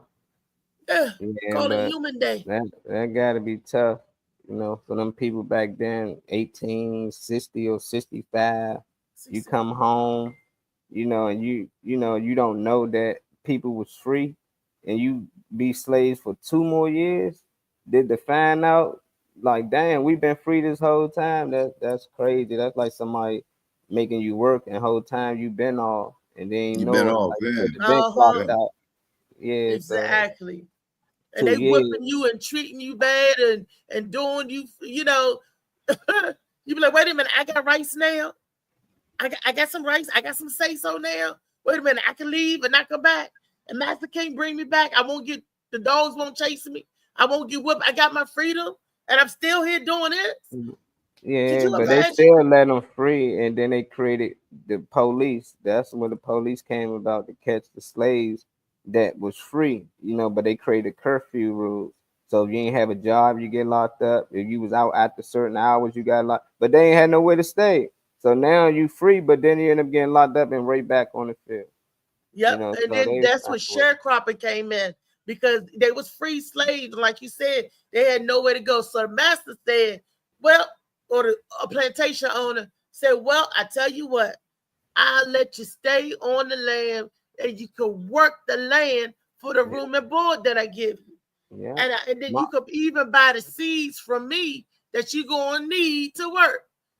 And then I'm going to take half your stuff that you bought the seeds from me, but I'm going to take half the proceeds anyway.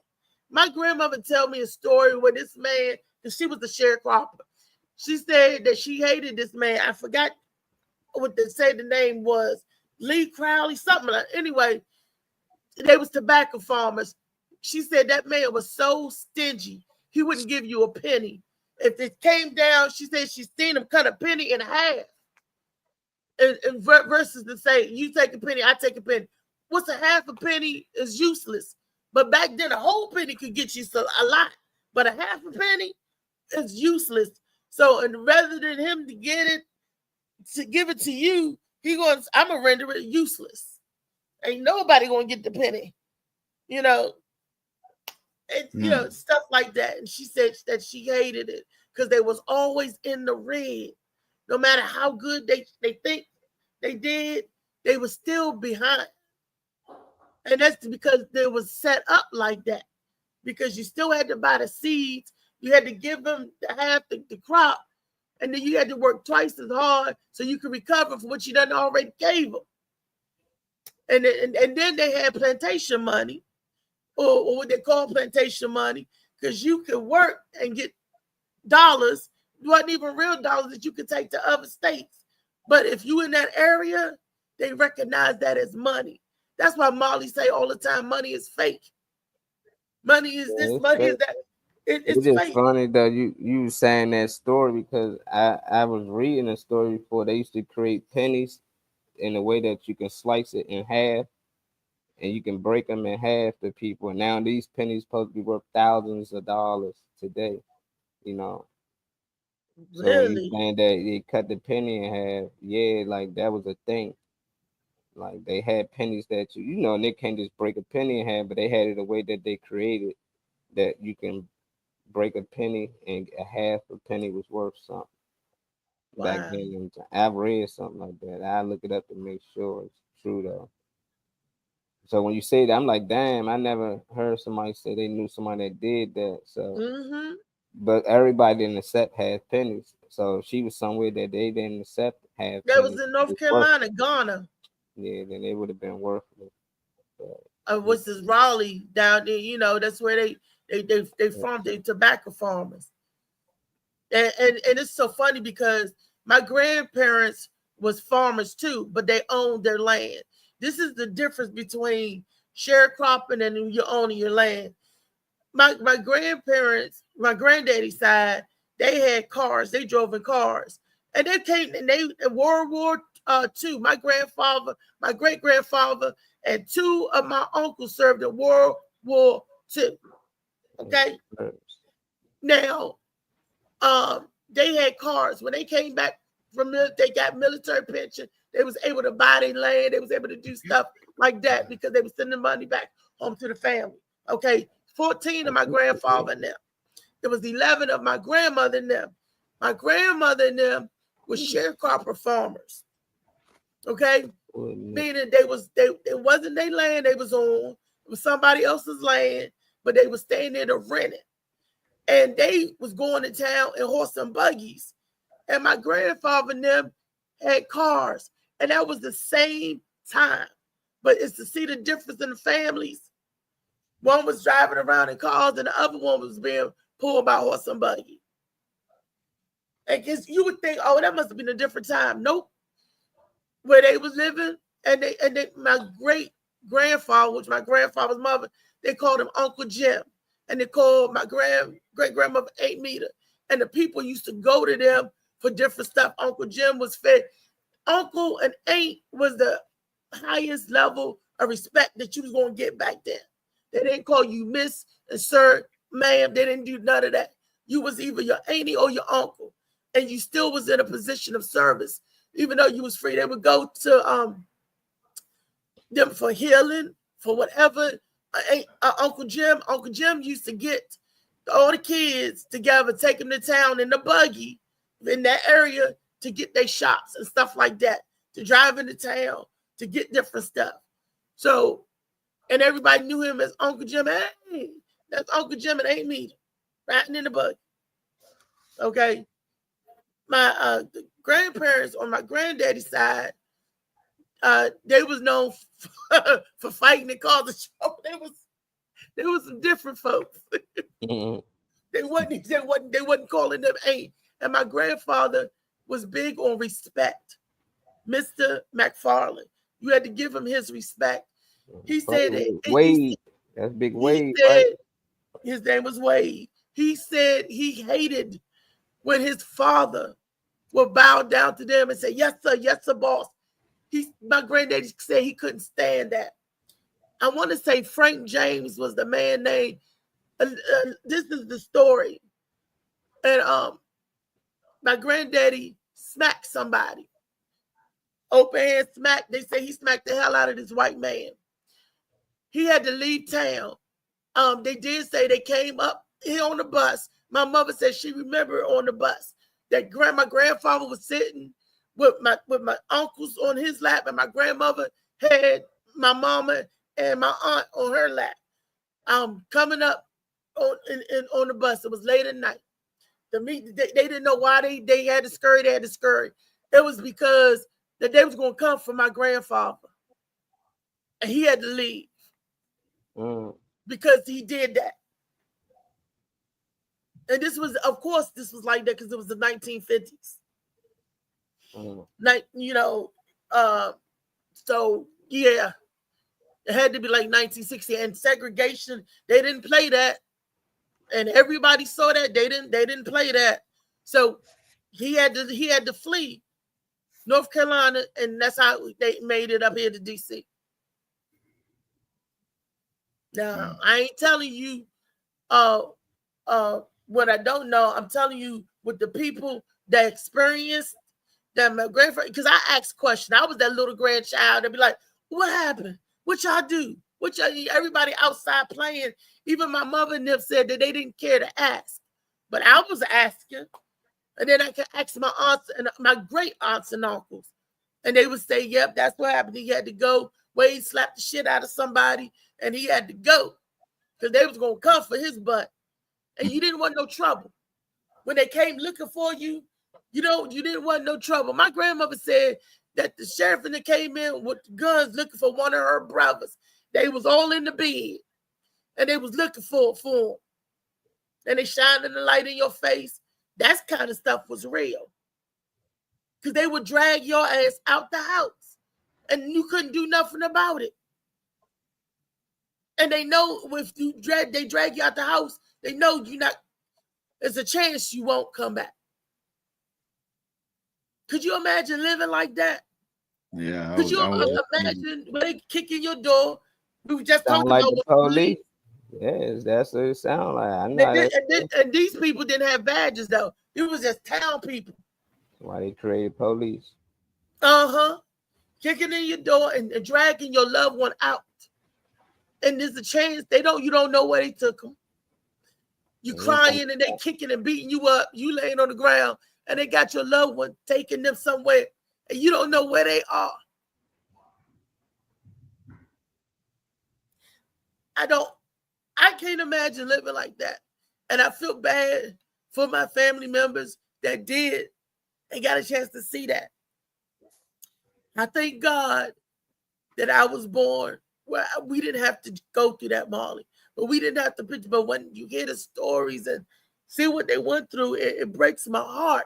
That's what they're supposed to do. That's why the white man constantly puts it out here to remind you. The white man didn't tell me that story. My family. Man, you asked for a reason. You probably sing roots. You probably sing something. They ain't just come to put trauma on you. Like I don't know. My family didn't.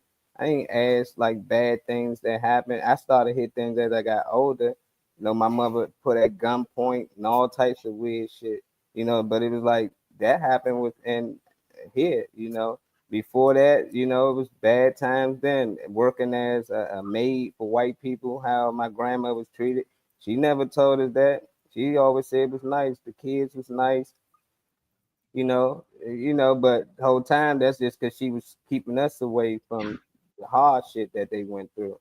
You know, some things they didn't want us to know as a kid. I think that's fucked up as any adult that let a kid know the trauma that you're going through or been through at a small age. Now you get older, yeah, that's cool. Let them know because then you can handle that. You done seen some things. You probably done lost some friends yourself. You can relate. But I would never do that to a child, you know. But them times I'm not gonna lie, if my child come to me and ask me, yeah, it's like why would you be asking? That shit ain't going on now. Ain't nobody kicking in your door. You ain't getting nobody out. You watching something. Somebody's putting something on the TV to get you to ask these questions. That's the same thing when I went to school. Oh, we were slaves. We was this and that. I was told no. Whole time, yeah, we probably was, but they ain't want that in my head. They ain't where we come from. Chris Columbus ain't discover America. You know, it was good to hear that, but school was telling me that was a lie. Don't lie to me. Christopher Columbus, that was a lie. School will lie to you. You know, that's the only time I think parents should, you know, really, but getting to detail, that's tough for a kid to watch that on screen.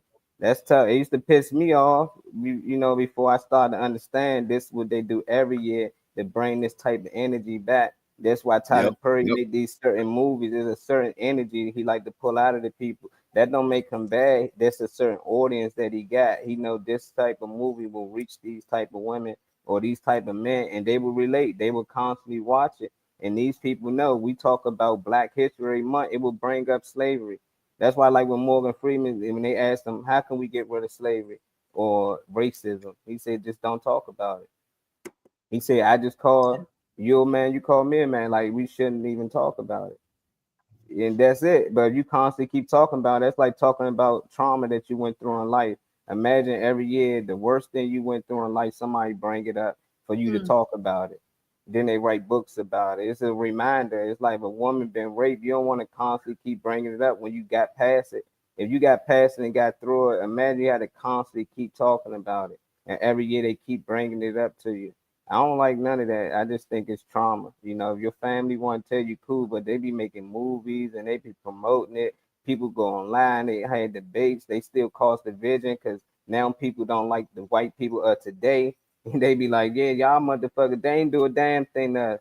We ain't doing no change. We ain't slaves, but we feel like it happened to us because it happened to our people. And what people gotta understand is some white people was on our side too. How we don't know if they family from them people. All white people ain't one slave owners, just how all white people ain't business owners. It's the same thing. You know, it's like some people had the money and the power to do these things, and some of these people are still in place with these big companies, these big banks and stuff. They started with slavery money, you know. So when you got the history of that, them the people I'm like, yeah, target their family, you know. But just random white people that work with you on the job, yeah, y'all did this to us, and y'all did like what? How you know they weren't marching with us? How you know they wanted the people that put us in their homes when they had curfews and they said, nah, they live with us. And now they couldn't snatch them up. It was people really out here helping us. It ain't all bad people out here because they white. And at them times, all white people wasn't bad. And all black people wasn't good. It was a lot of what they call Uncle Tom, but now we know Uncle Tom wasn't what they say he was. You know, they Uncle made him Tom look was a good, yeah, he was uh, he looked good, out and for us. they looked at him as a traitor, a Benedict Arnold. Oh, Yeah, you are Uncle Tom, or you a step and fetch it type nigga, or yeah. you this or that type nigga. Nah, you know, you see, he used to hit. Uncle Tom. See, and the move, you know, Uncle Tom Cabin is you know, stuff was real. It would trigger you though. Them He movies and wasn't. stuff would trigger you. That's why I tell people make sure you good within, you know, before you watch some of these movies. You know, before you watch that Tyler Perry movie Scroll, make sure you good mentally because it can trigger something. You know, just how you got emotional just because it triggered something. You It know, just so it's hurt like you the gotta feel. remember it's just it's a story, it's a movie, something that happened in the past, and then we can do today that would change what Right. happened then. You know, but we gotta live for them. They ain't had this But freedom. and we got to make sure that it don't come back again. That shit ain't coming You know, back. with the police and stuff, like you said back then. I said they wasn't cops; they was town people. But you said yeah, but now it's the police. So Yeah, it's they the same town transfer. people with badges that can do the same thing. When you was telling me, when you and me, she was telling me the story about they arrested a man on a walker, took him off the walker just because Mhm. he said something. Just because they didn't like it, they said, "Oh, you going against the grain," and Yeah, they I think snatch he you. was white too. He wasn't black. He was white. Right. Well, I'm not talking about a color thing with this. Yeah, I I'm talking know. about a See how power color thing. don't matter? We got black cops too. The black You cops, see how it's a color don't power matter? thing. Yeah, it's all about power. What up, Malik? My Peace to man the Malik gods, just to you too, popped in. baby. Peace.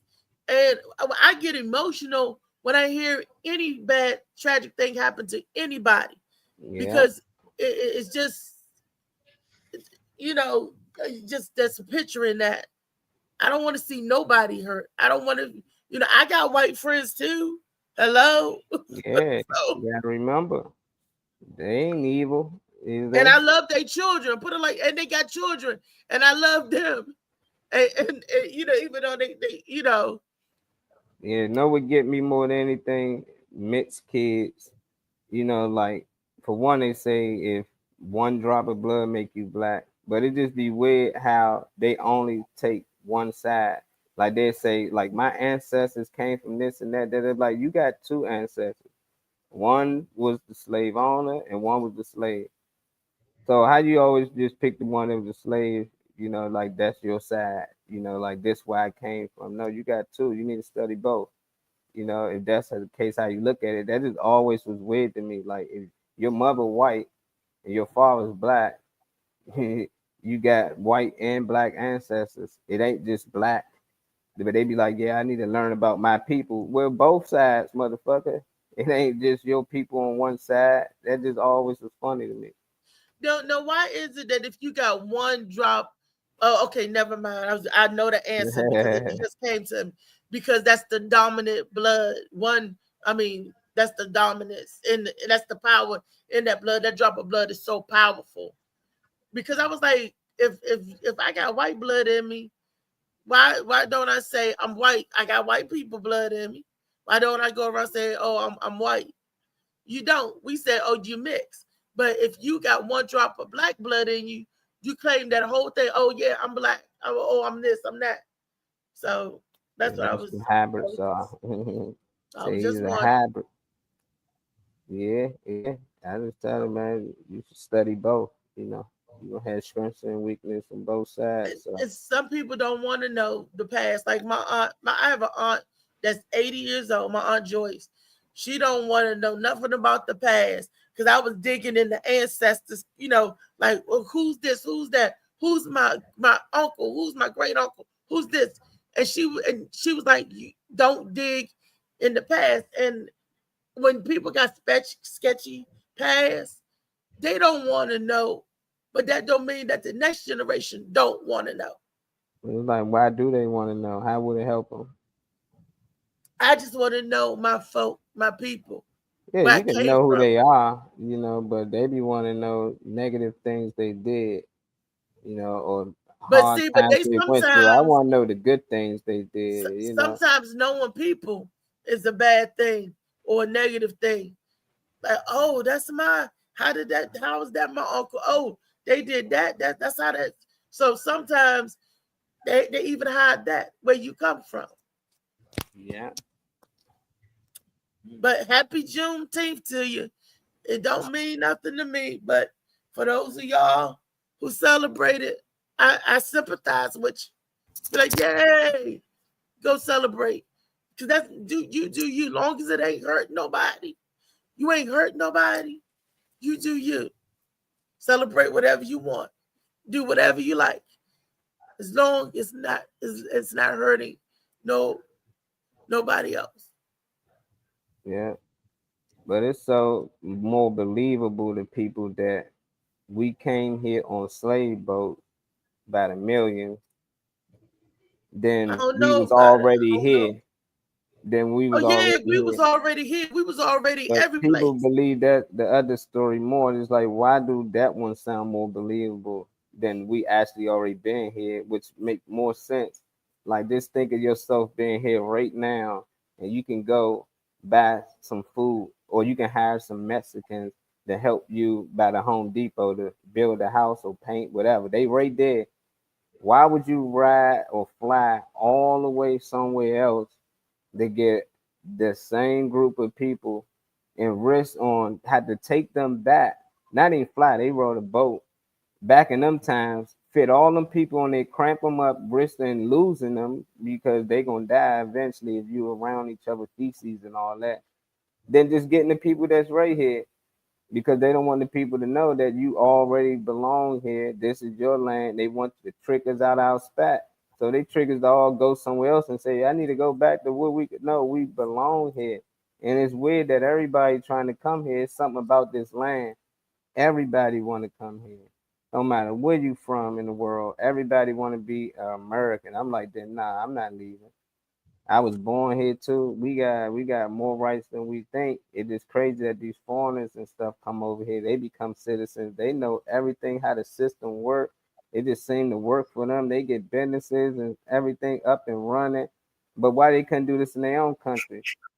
Like, yeah, because that shit ain't happening out there. America is great, man. It's better than what people be trying to say. We bullies. We do some terrible things amongst ourselves and we hurt ourselves, but it's still, I don't see too many other places been better than this. I just feel like if you're gonna be colonized, you're gonna be colonized here than elsewhere. You go to Africa, it's still gonna be somebody there that's ruling, controlling the land.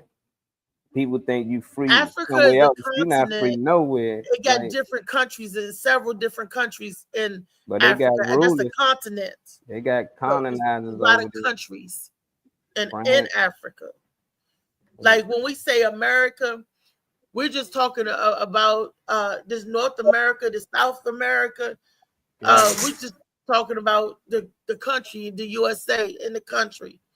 So Africa is a continent, a big ass continent. There's a whole lot of countries in it.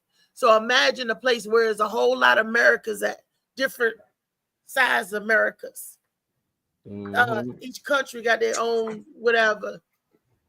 And it's Yeah. all those leaders, so Yeah. that And just yeah, go look. back to Africa. Where in Africa? Which country? Tell me what country. Where am I going? Because it's a big ass place. So what country am I going?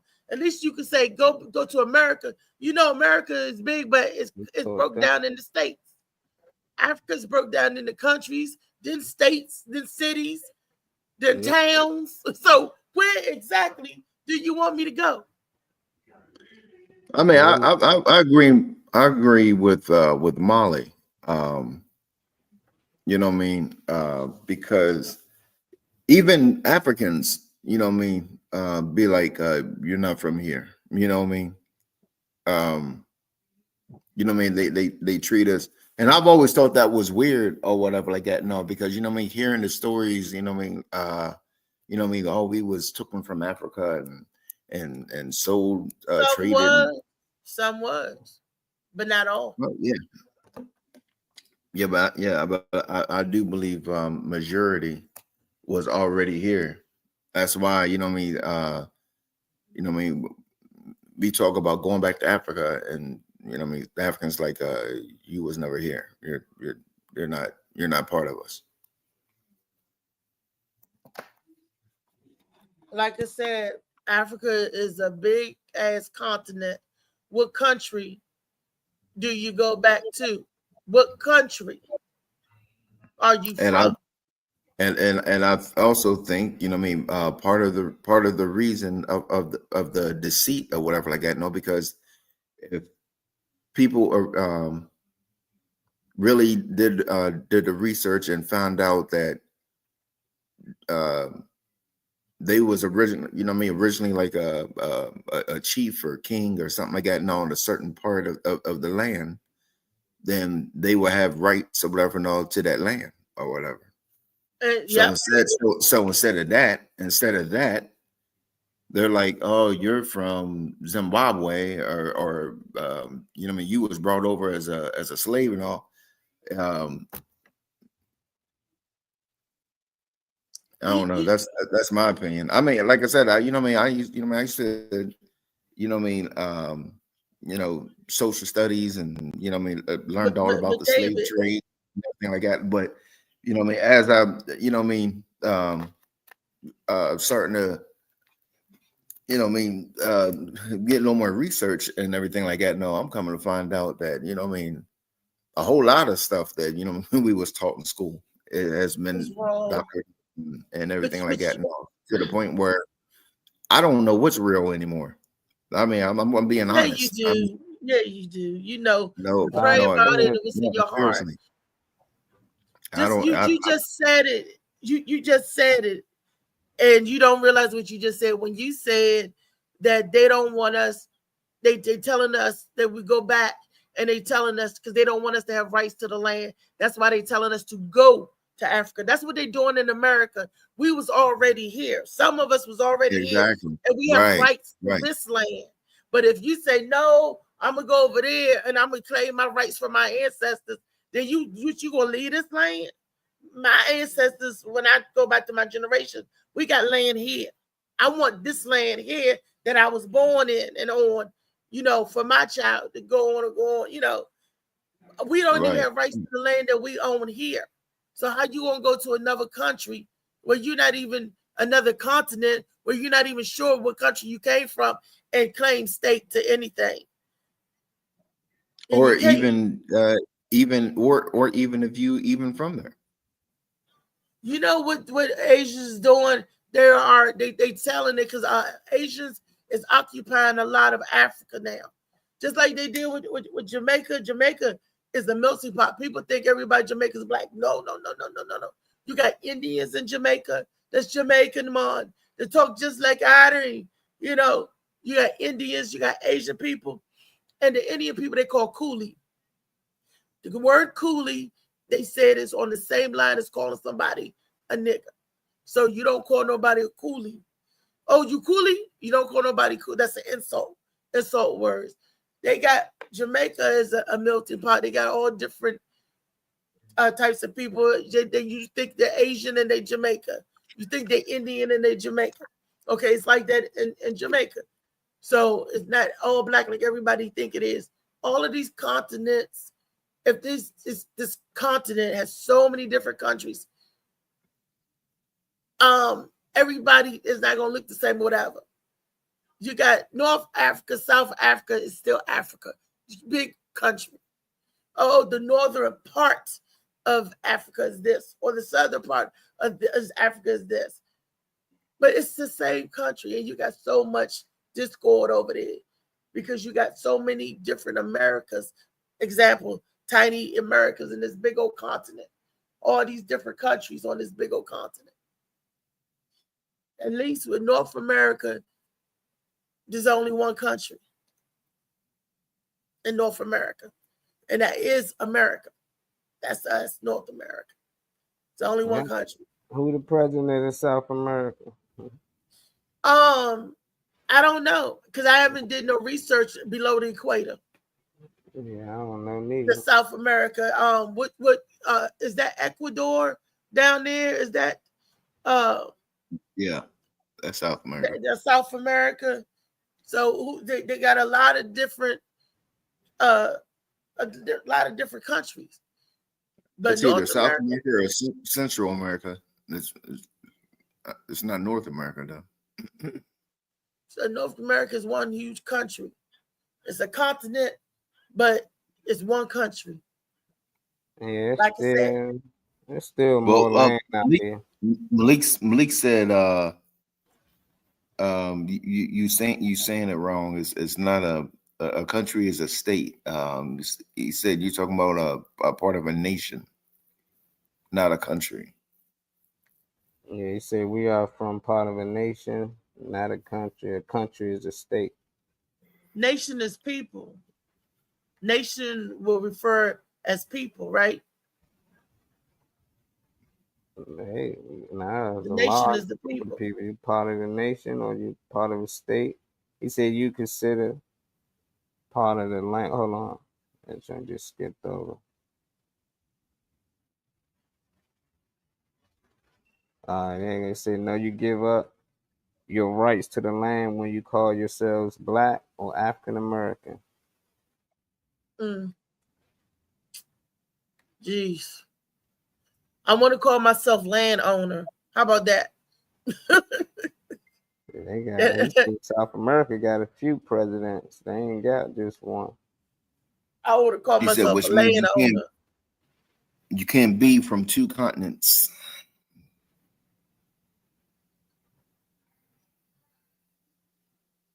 Man, you say you can't be from two continents. North America, South America, the joint, the islands, all is America. It's just America, but they split it up saying North and South. You know, like East and West or North Yeah. No, and it's South. more than just north and south, east South and west. Capitol Street, North Capitol Street. Because then it says the president of the United States of America. That means that he's the president of that's going on down in those other countries. Whatever, chow, bow. United States of America. It's a federal holiday. I was expecting Josh to be on tonight. Tonight is his podcast. Yeah, I thought he might have stopped in to say, hey, kick it with us a little bit. Do we got any other videos in the chambers? Yeah.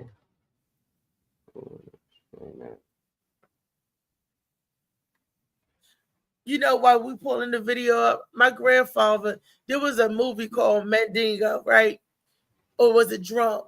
But anyway, my grandfather's favorite part of the movie was when the slave, and they said Cicero, that was the man's name. You got anything you want to say, Cicero? He said, yeah, when you hang me, he said, after you hang me, kiss my ass. My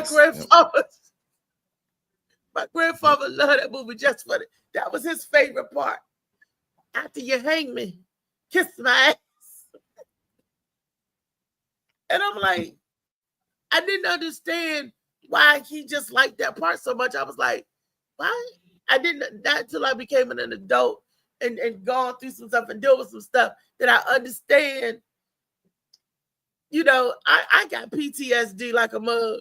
That's all I'm saying. I'm like, after you hang me, kiss my ass. But that was the movie that, you know, you grow up and you look back, you're like, oh, that's what that meant. You mature in it. But that was one of his favorite parts of the movie. He was pro-Black granddaddy. He loved his people. He loved his family. That's all I'm gonna say. Molly Moore, what's this video about?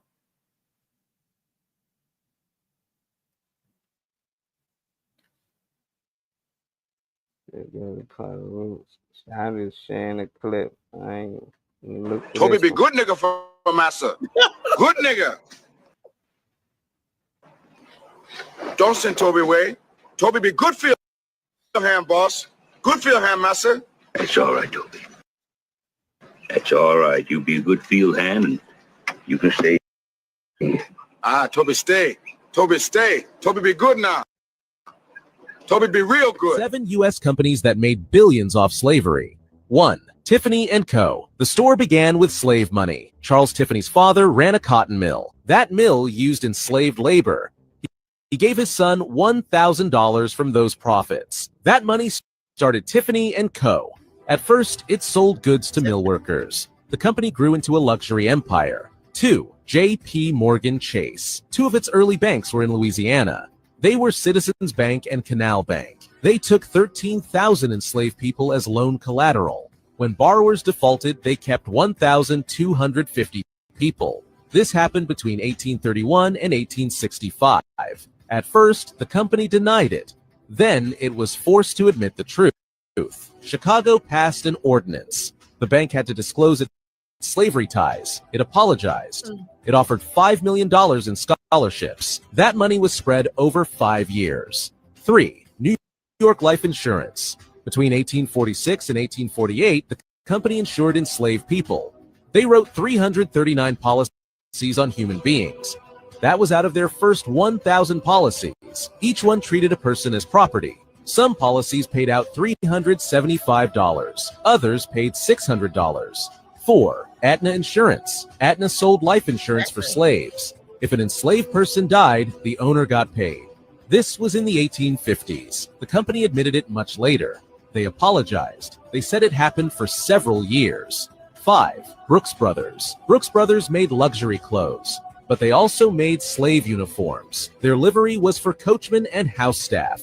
It was worn by enslaved people. One coat survives today. It was worn on a Mississippi plantation. The company hasn't fully apologized. They only said they're looking into it.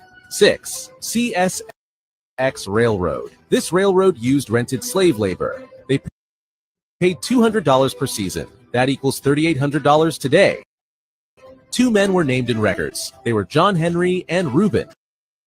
They were expected to be returned clothed. 7. Norfolk Southern. They also rented enslaved workers. They paid $180 per person per year. That's $3,379 in today's dollars. One branch listed slave assets at $31,303. That equals $663,033 today. These workers built railroad lines. Toby be good nigga for massa. Good nigga. You know, they mentioned New York Life and Health. That's Now Care for some people, and they mentioned Aetna. Those are 2 leading health insurance companies today, Now Care and Aetna, and and that's where they start from. And we were the money. So when Molly says that money don't exist, is whatever we think is money, we were money. So when I call you, what's up, money? Hey, I'm sorry. Hey, what's up, money? That's what Molly, $1 Million Moments. All right, Molly, that's what I get from the clip. David, what do you get from the clip? Dave, what did you learn from the clip? $1 Million Moments. I'm money. That's what I'm big money. David? I don't know. I mean, the only thing I seen was just, how much money they made off slaves. I mean, they were free slaves too, weren't they? No, the ones you were talking about earlier. The ones. No, I'm saying the ones that thought they were slaves but actually free, or those was enslaved. Yeah, those were slaves. Yeah. Enslaved. So you're either free or you're a slave. But when you said you free, that's past tense. It was freed. So they're taken out of their bondage, so to speak. Yeah. They were no longer money. Right. I mean, when I see that video, I see a lot of stuff that I didn't know before. And he was just listing all the businesses that was built and made from slavery, using slavery as collateral, using you as money, as collateral. Like, I'm gonna build a business, and who's the collateral? Oh, David. I'm gonna use David as my collateral. You was my money, David. You was my credit. So if you had a lot of slaves, you got a lot of good credit. I mean, because you could use the slaves as money. And then if the slave had babies, it belonged to the master too. Dang, the kids, you know, wow. Yeah. So my money can grow and make more money. You my money, I'm gonna put you with another money, and I'm gonna take $2 and grow millions. Y'all keep on multiplying that money for. I mean, it was just interesting they to see getting that. finessed. They was getting finessed too. A lot of people think the bankers the only one winning because they taking everybody's money and lending Mhm. it to other people and making interest off of their monies, and they good. So And they for might. anybody who don't know, when they said Citizens Bank, Citizens Bank turned to Crestar. Crestar turned to SunTrust. So because I used to bank with Citizens, so that's like I know how the bank changed their name. Citizens, then it turned to Crestar, then Crestar turned to SunTrust, and now SunTrust is Truist. How about that? Mm-hmm. And I seen that's in my lifetime. How about that? Do anybody else remember Citizens Bank? Citizens Bank of Maryland, conveniently yours. Anybody remember Crestar? No. Y'all remember SunTrust though, right? Yep. Yeah. I remember SunTrust. I don't knew what it have was before that. either. I think I still got some Citizens Bank. I check. just be like, people should always open their eyes to when they see companies. They be like, they been around since 18. Da da da. I be like, whoa, and they still around. They don't. So they most likely built their shit off Off of slavery. slaves. You know, This been around even since some black people. It 1814. be black people having companies for. I'm like, how the fuck is that possible? How did this been black owned that long? If slavery, oh, they might have slaves themselves. You know, it's just so weird. That's why I be like, man, you can just follow the money. You can find out a lot of things about, these people. And these are a few companies I ain't even know half of them. But just Tiffany's. to hear Tiffany and Co. I was like, damn, I know a lot of people that shop there.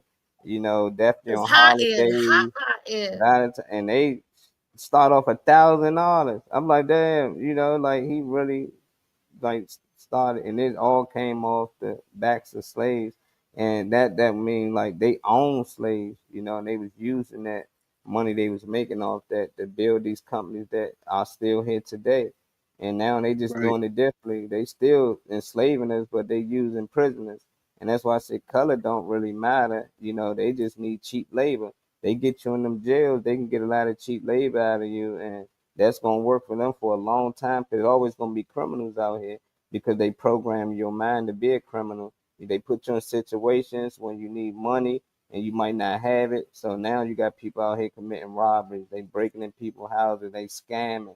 They doing anything to make sure they can take care of their family and pay their bills.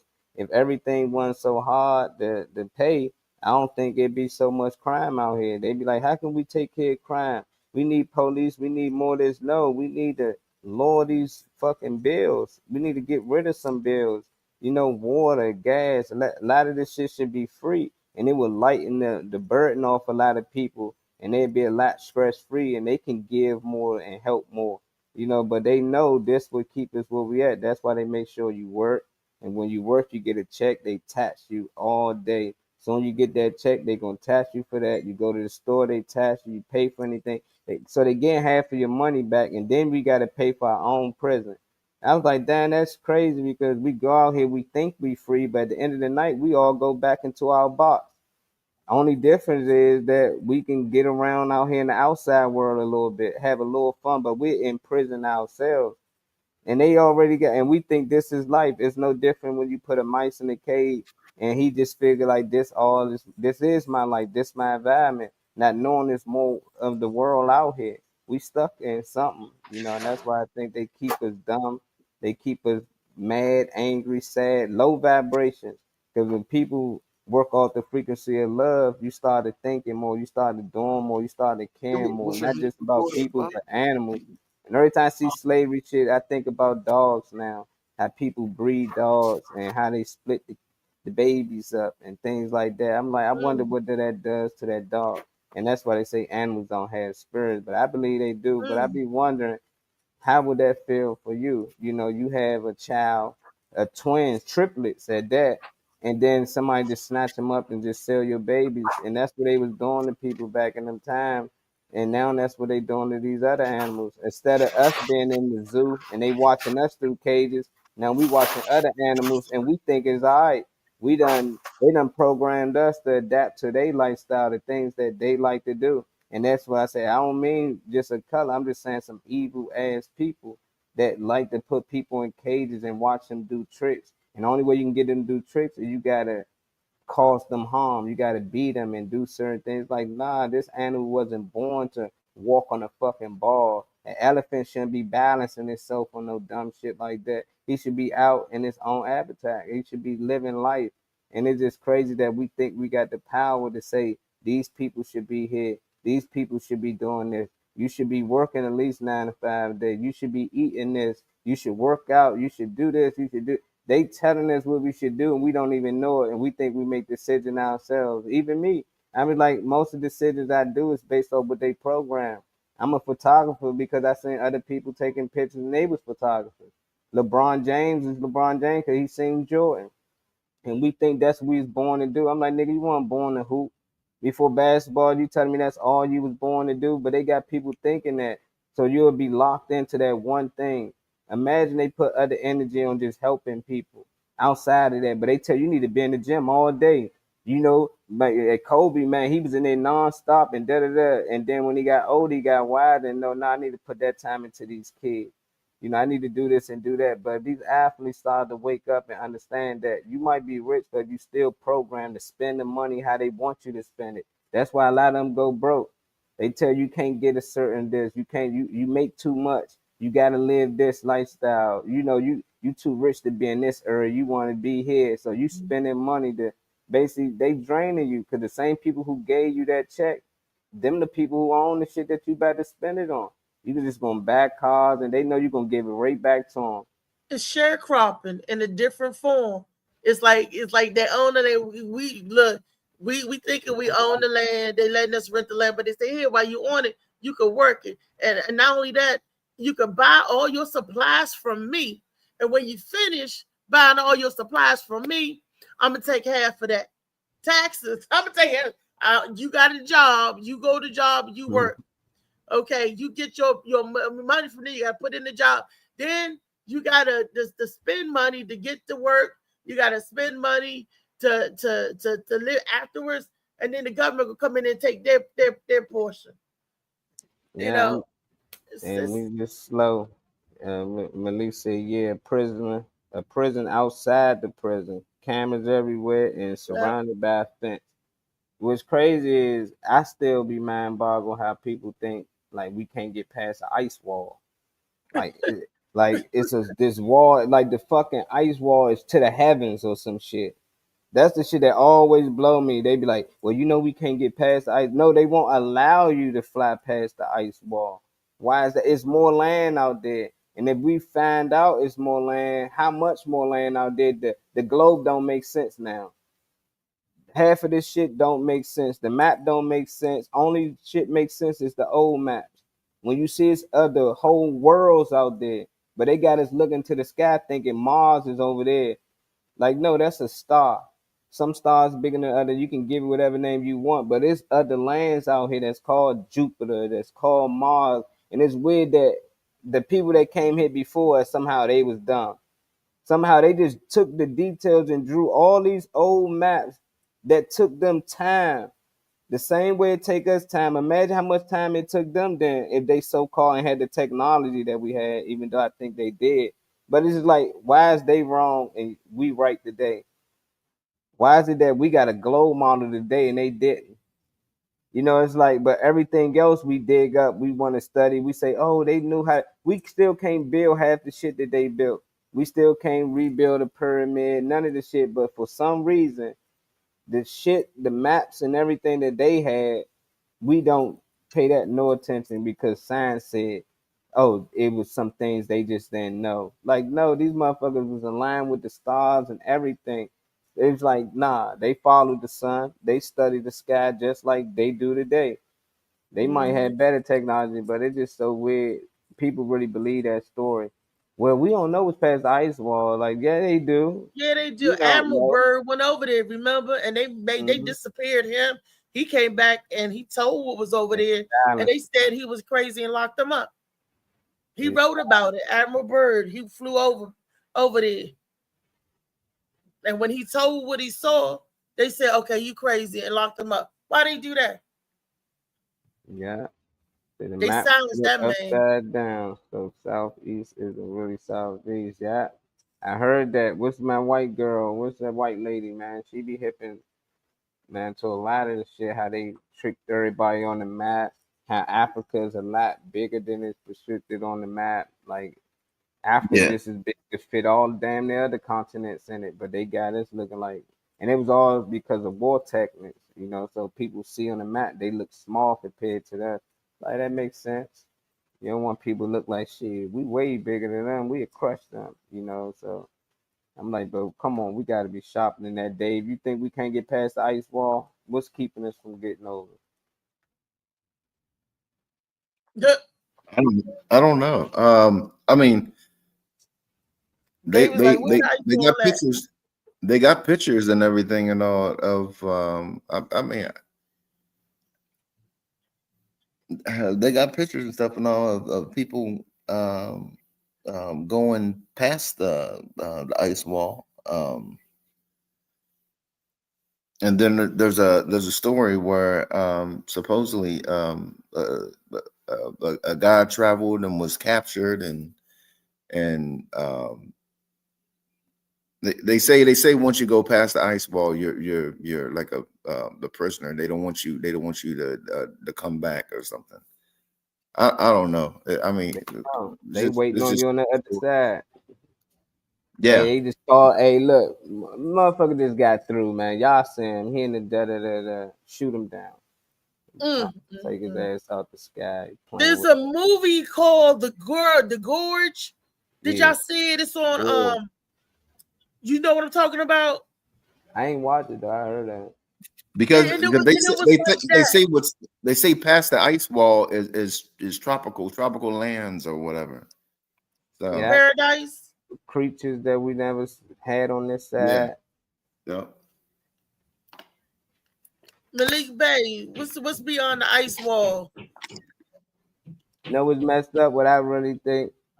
I think we all prisoners over here. Like, whoever we was ancestors are fucked up, and they imprisonated all of them on this side of the ice wall, and over there they live treasures. They live long lives and all that, but no sickness. We getting punished for some motherfuckers that, and they experimenting on us. They watching us.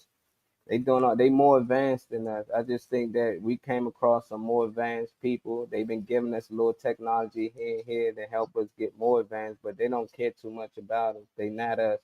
I really think that. I think like if we came across an island of some people that never been across other humans in the world, and we flew in, them motherfuckers would think we gods.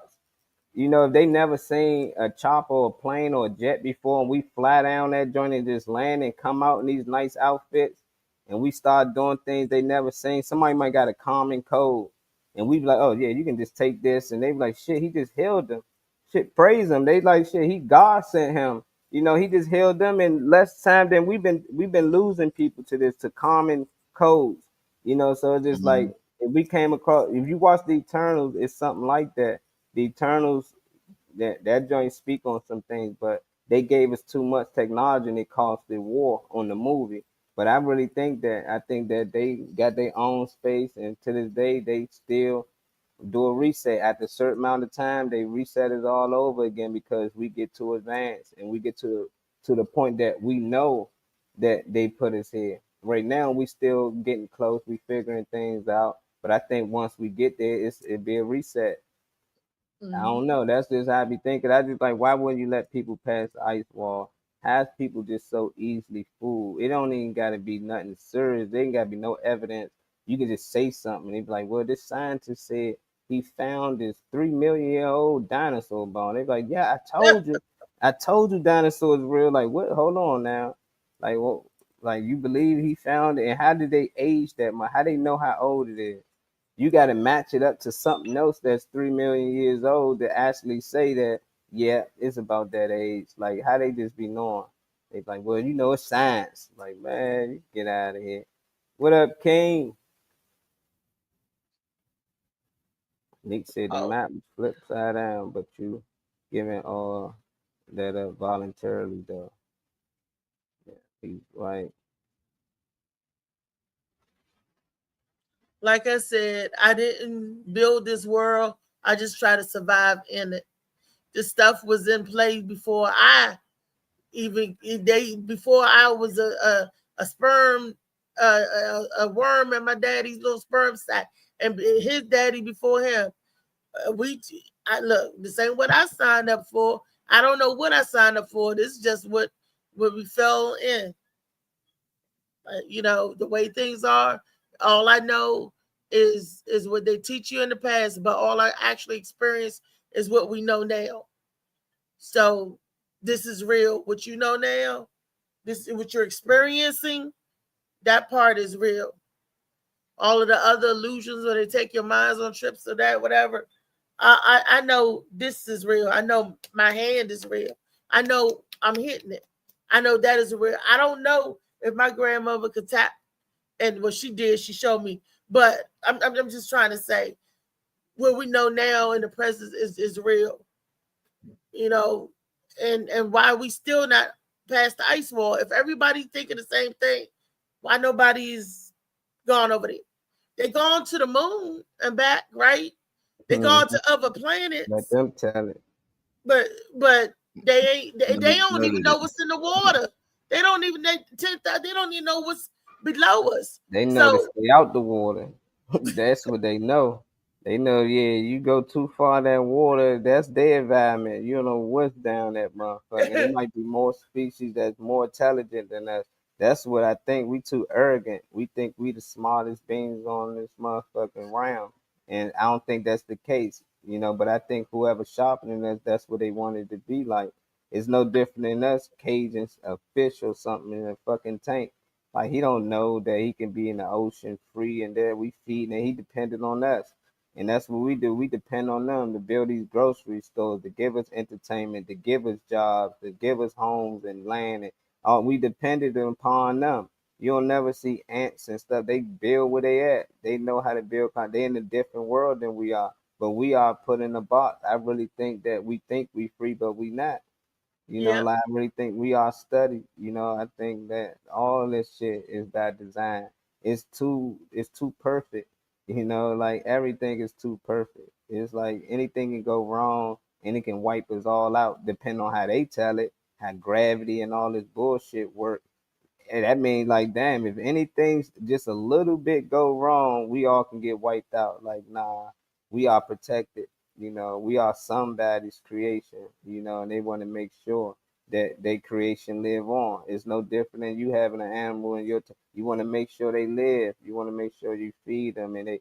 But all the time, all I'm not gonna be happy. Some gonna take from the others. You gonna see the fish kill another fish and think like, oh, I gotta get this one out of this motherfucker. He in here eating the other fish and it be all types of shit. So you know you got to start to separate the two. So how you separate? You cause division. That's what they've been causing division. You white, you black, you Asian, you this, you that, you that. you That's, male, you they do female. the same thing with animals. It's a cat, but that's a lion, that's a tiger, that's a panther, we cause division. But at the same time, they don't live amongst each other. The lion don't live with the tiger. Only time you see that is when they doing experiment. Let's put an experiment together, put them in the zoo.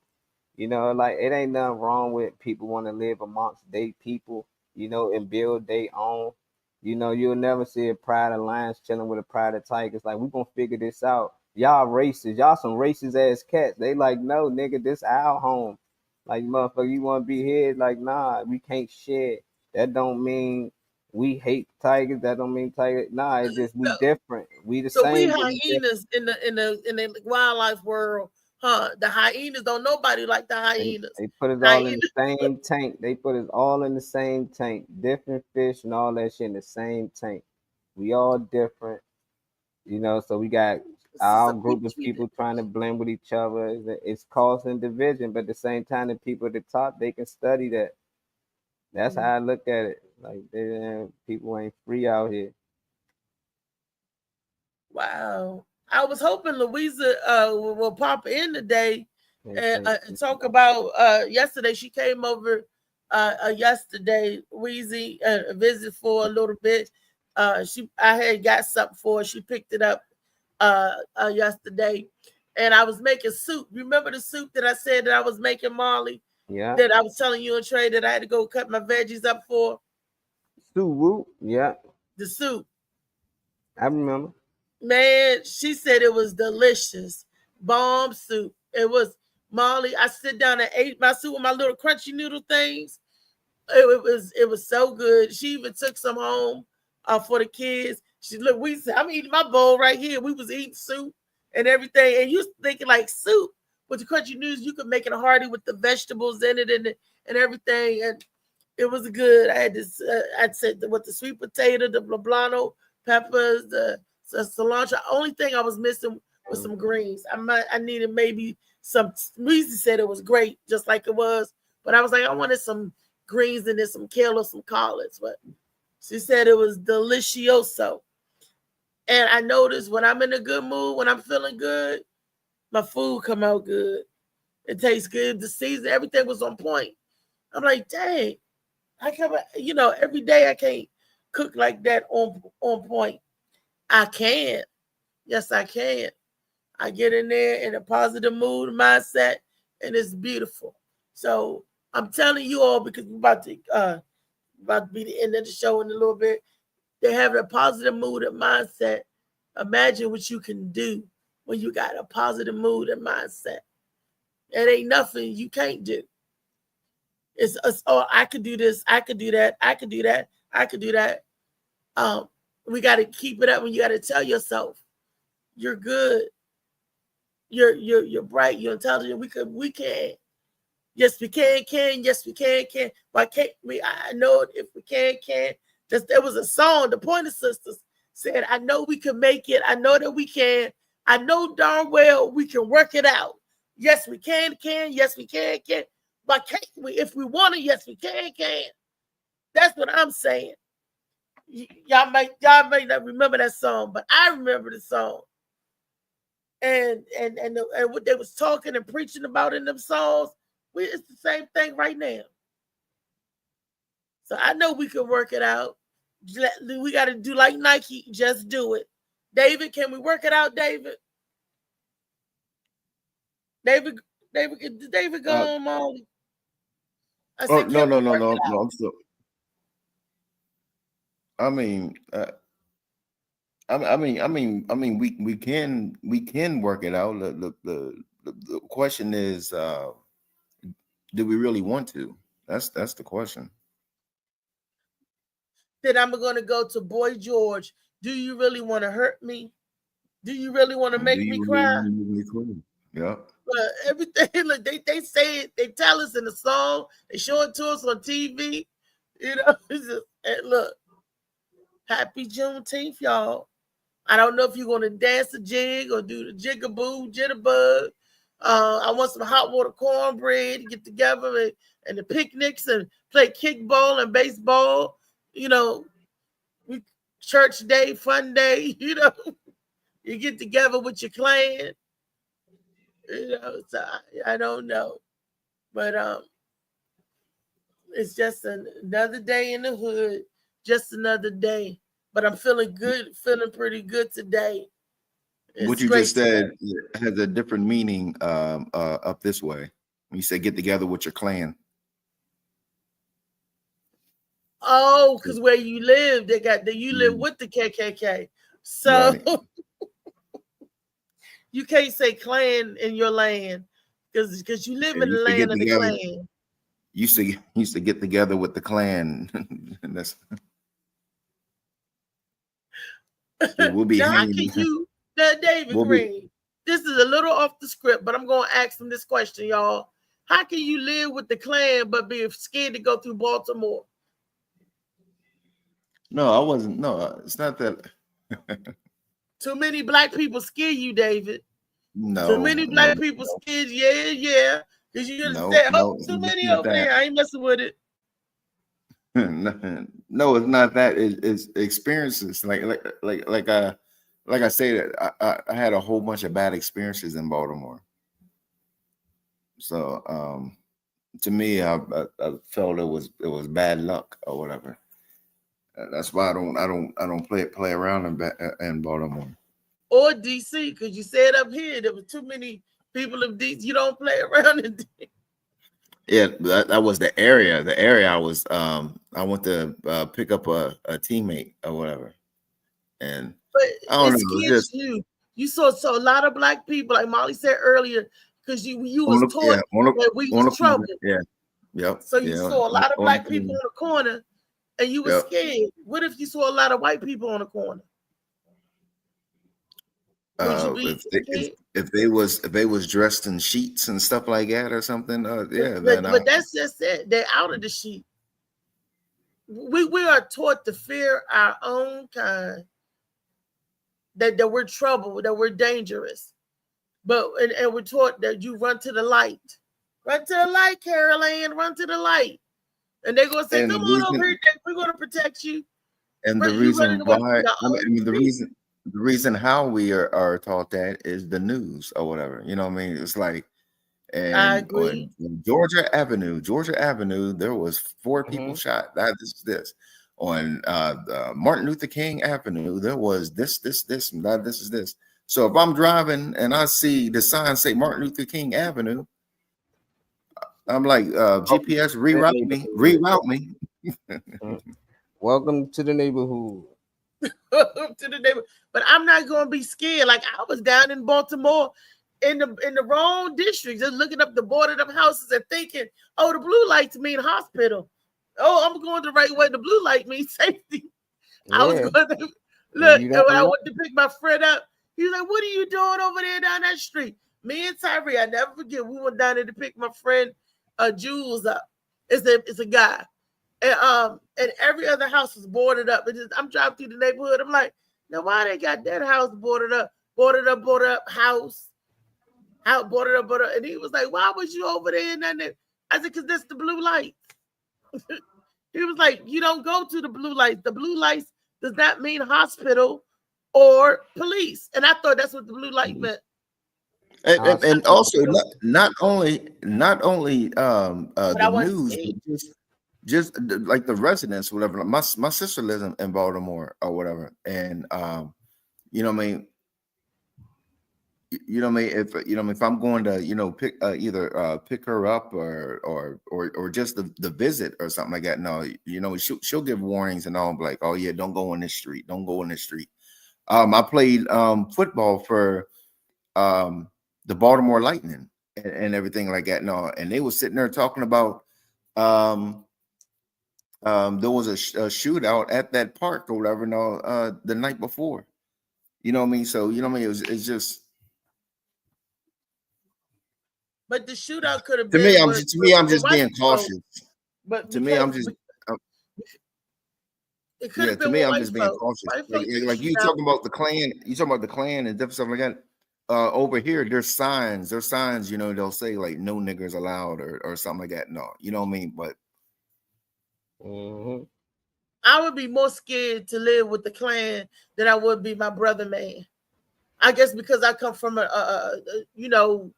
I would be more scared. I'm not scared if I see a whole bunch of people with dreadlocks and old Jamaican. I'm not scared to walk by them or walk to like, hey, how y'all doing? What's going on? And I'm not scared to walk through a crowd or white. I don't have that kind of fear in me. I fear. A group of kids with them Pushaisi masks on. 15. Yeah, exactly. I ain't got nothing they want.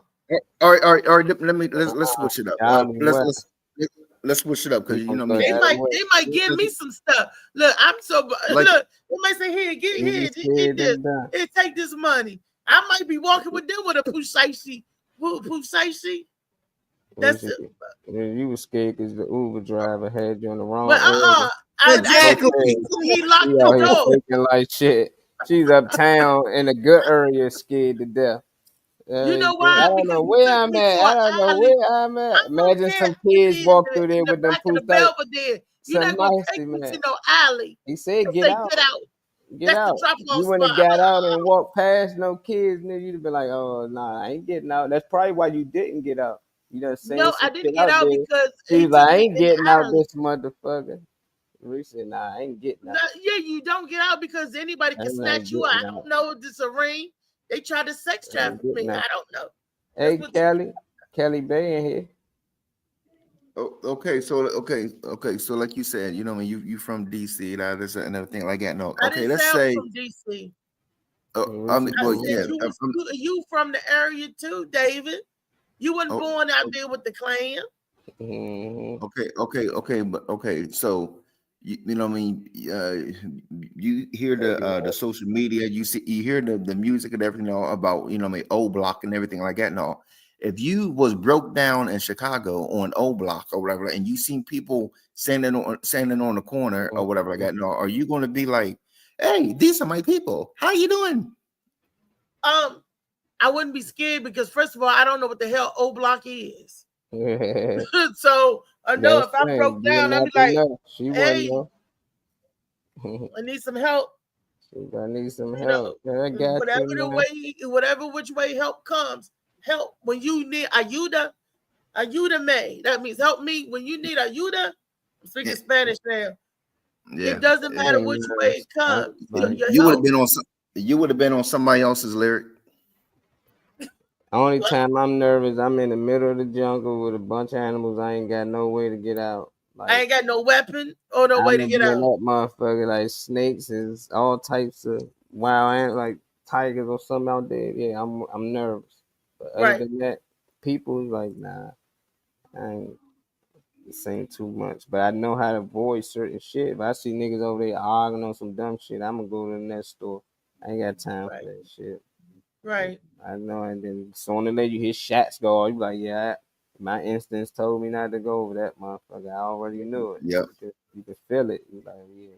But Yeah, this neighborhood, man, that's anywhere. I drive through any neighborhood, but you saying get out, hanging out, or, you know, walking through it, then nah, you just a dumbass. You doing that.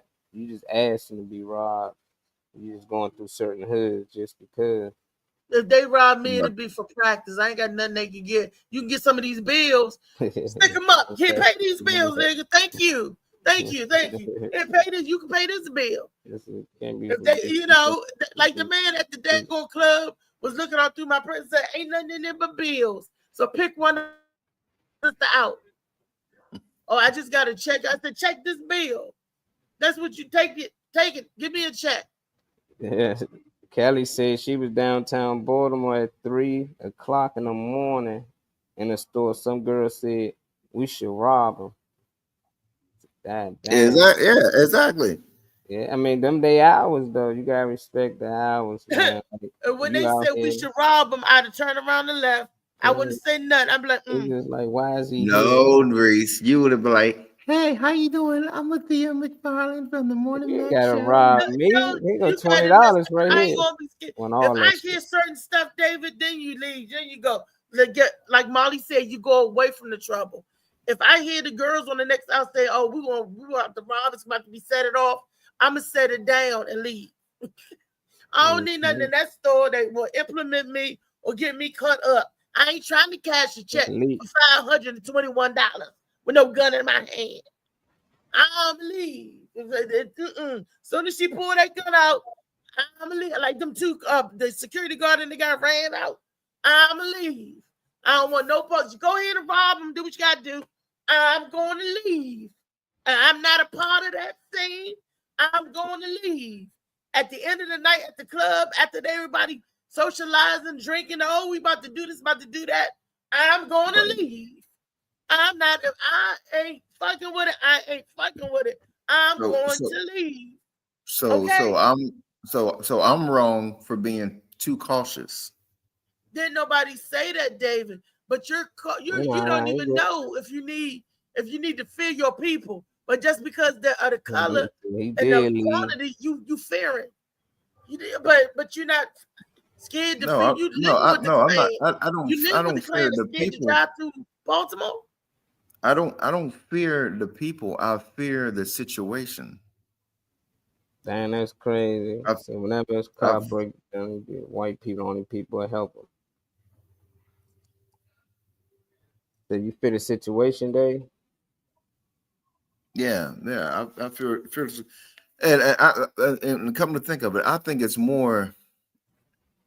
I think it's more. I think it's more a combination of guilt and church. Church is what brainwashed me, because you know what I mean, like when something bad happens, wherever, no, they, you know what I mean, some of the churches and all to be like, the reason why that happened is because of, you know what I mean, you're being punished for, you know, such and such, such and such. So if I'm in a bad area, and I know that, you know what I mean, I either have bad intent or I did bad things or whatever like that. No, I'm like, oh damn, something bad might happen. Area with bad intent.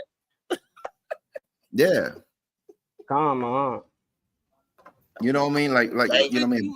Let everybody think, he's like, our Dexter. These for Dexter. No, I'm saying, you know what I mean? Like if I'm, you know what I mean, going to meet a chick, you know what I mean, and you know what I mean, in the hood or something like that, and all that, you know what I mean, and my intentions is to smash, fornicate or something like that and all, and I end up getting robbed and everything and all. I'm thinking back in church when I was like, you know what I mean, if you didn't have the mindset of sinning, that when it happened, that is your punishment. That is this. You know what I mean? That's more. So you got the bad mindset. So when I think, look, so everybody say David Green, D stands for Dexter, and also what's that, Dahmer, and now David, the bad intent. The people with D's are their names. You gotta be called, what we call, Dave? Accountability. You gotta stop blaming the church. The church stopped using the devil and da. Nah, that was your ass. You don't go visit a girl in her hood. Them niggas can't wait till you come out to rob you.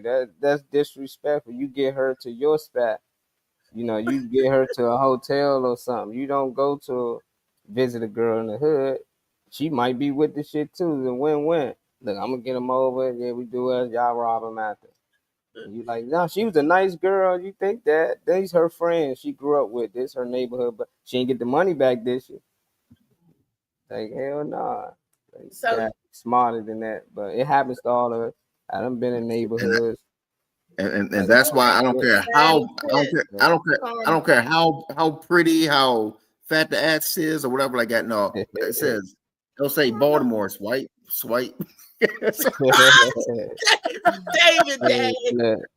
Fuck them up. They say ain't fucking Baltimore. You can still get them to come to you, man. Swipe. The people feel so good. We're going to Cumberland. It's the home of the Klan. Come on down to Cumberland, black man. Dear black man. When we swiping in, like, I ain't messing with that.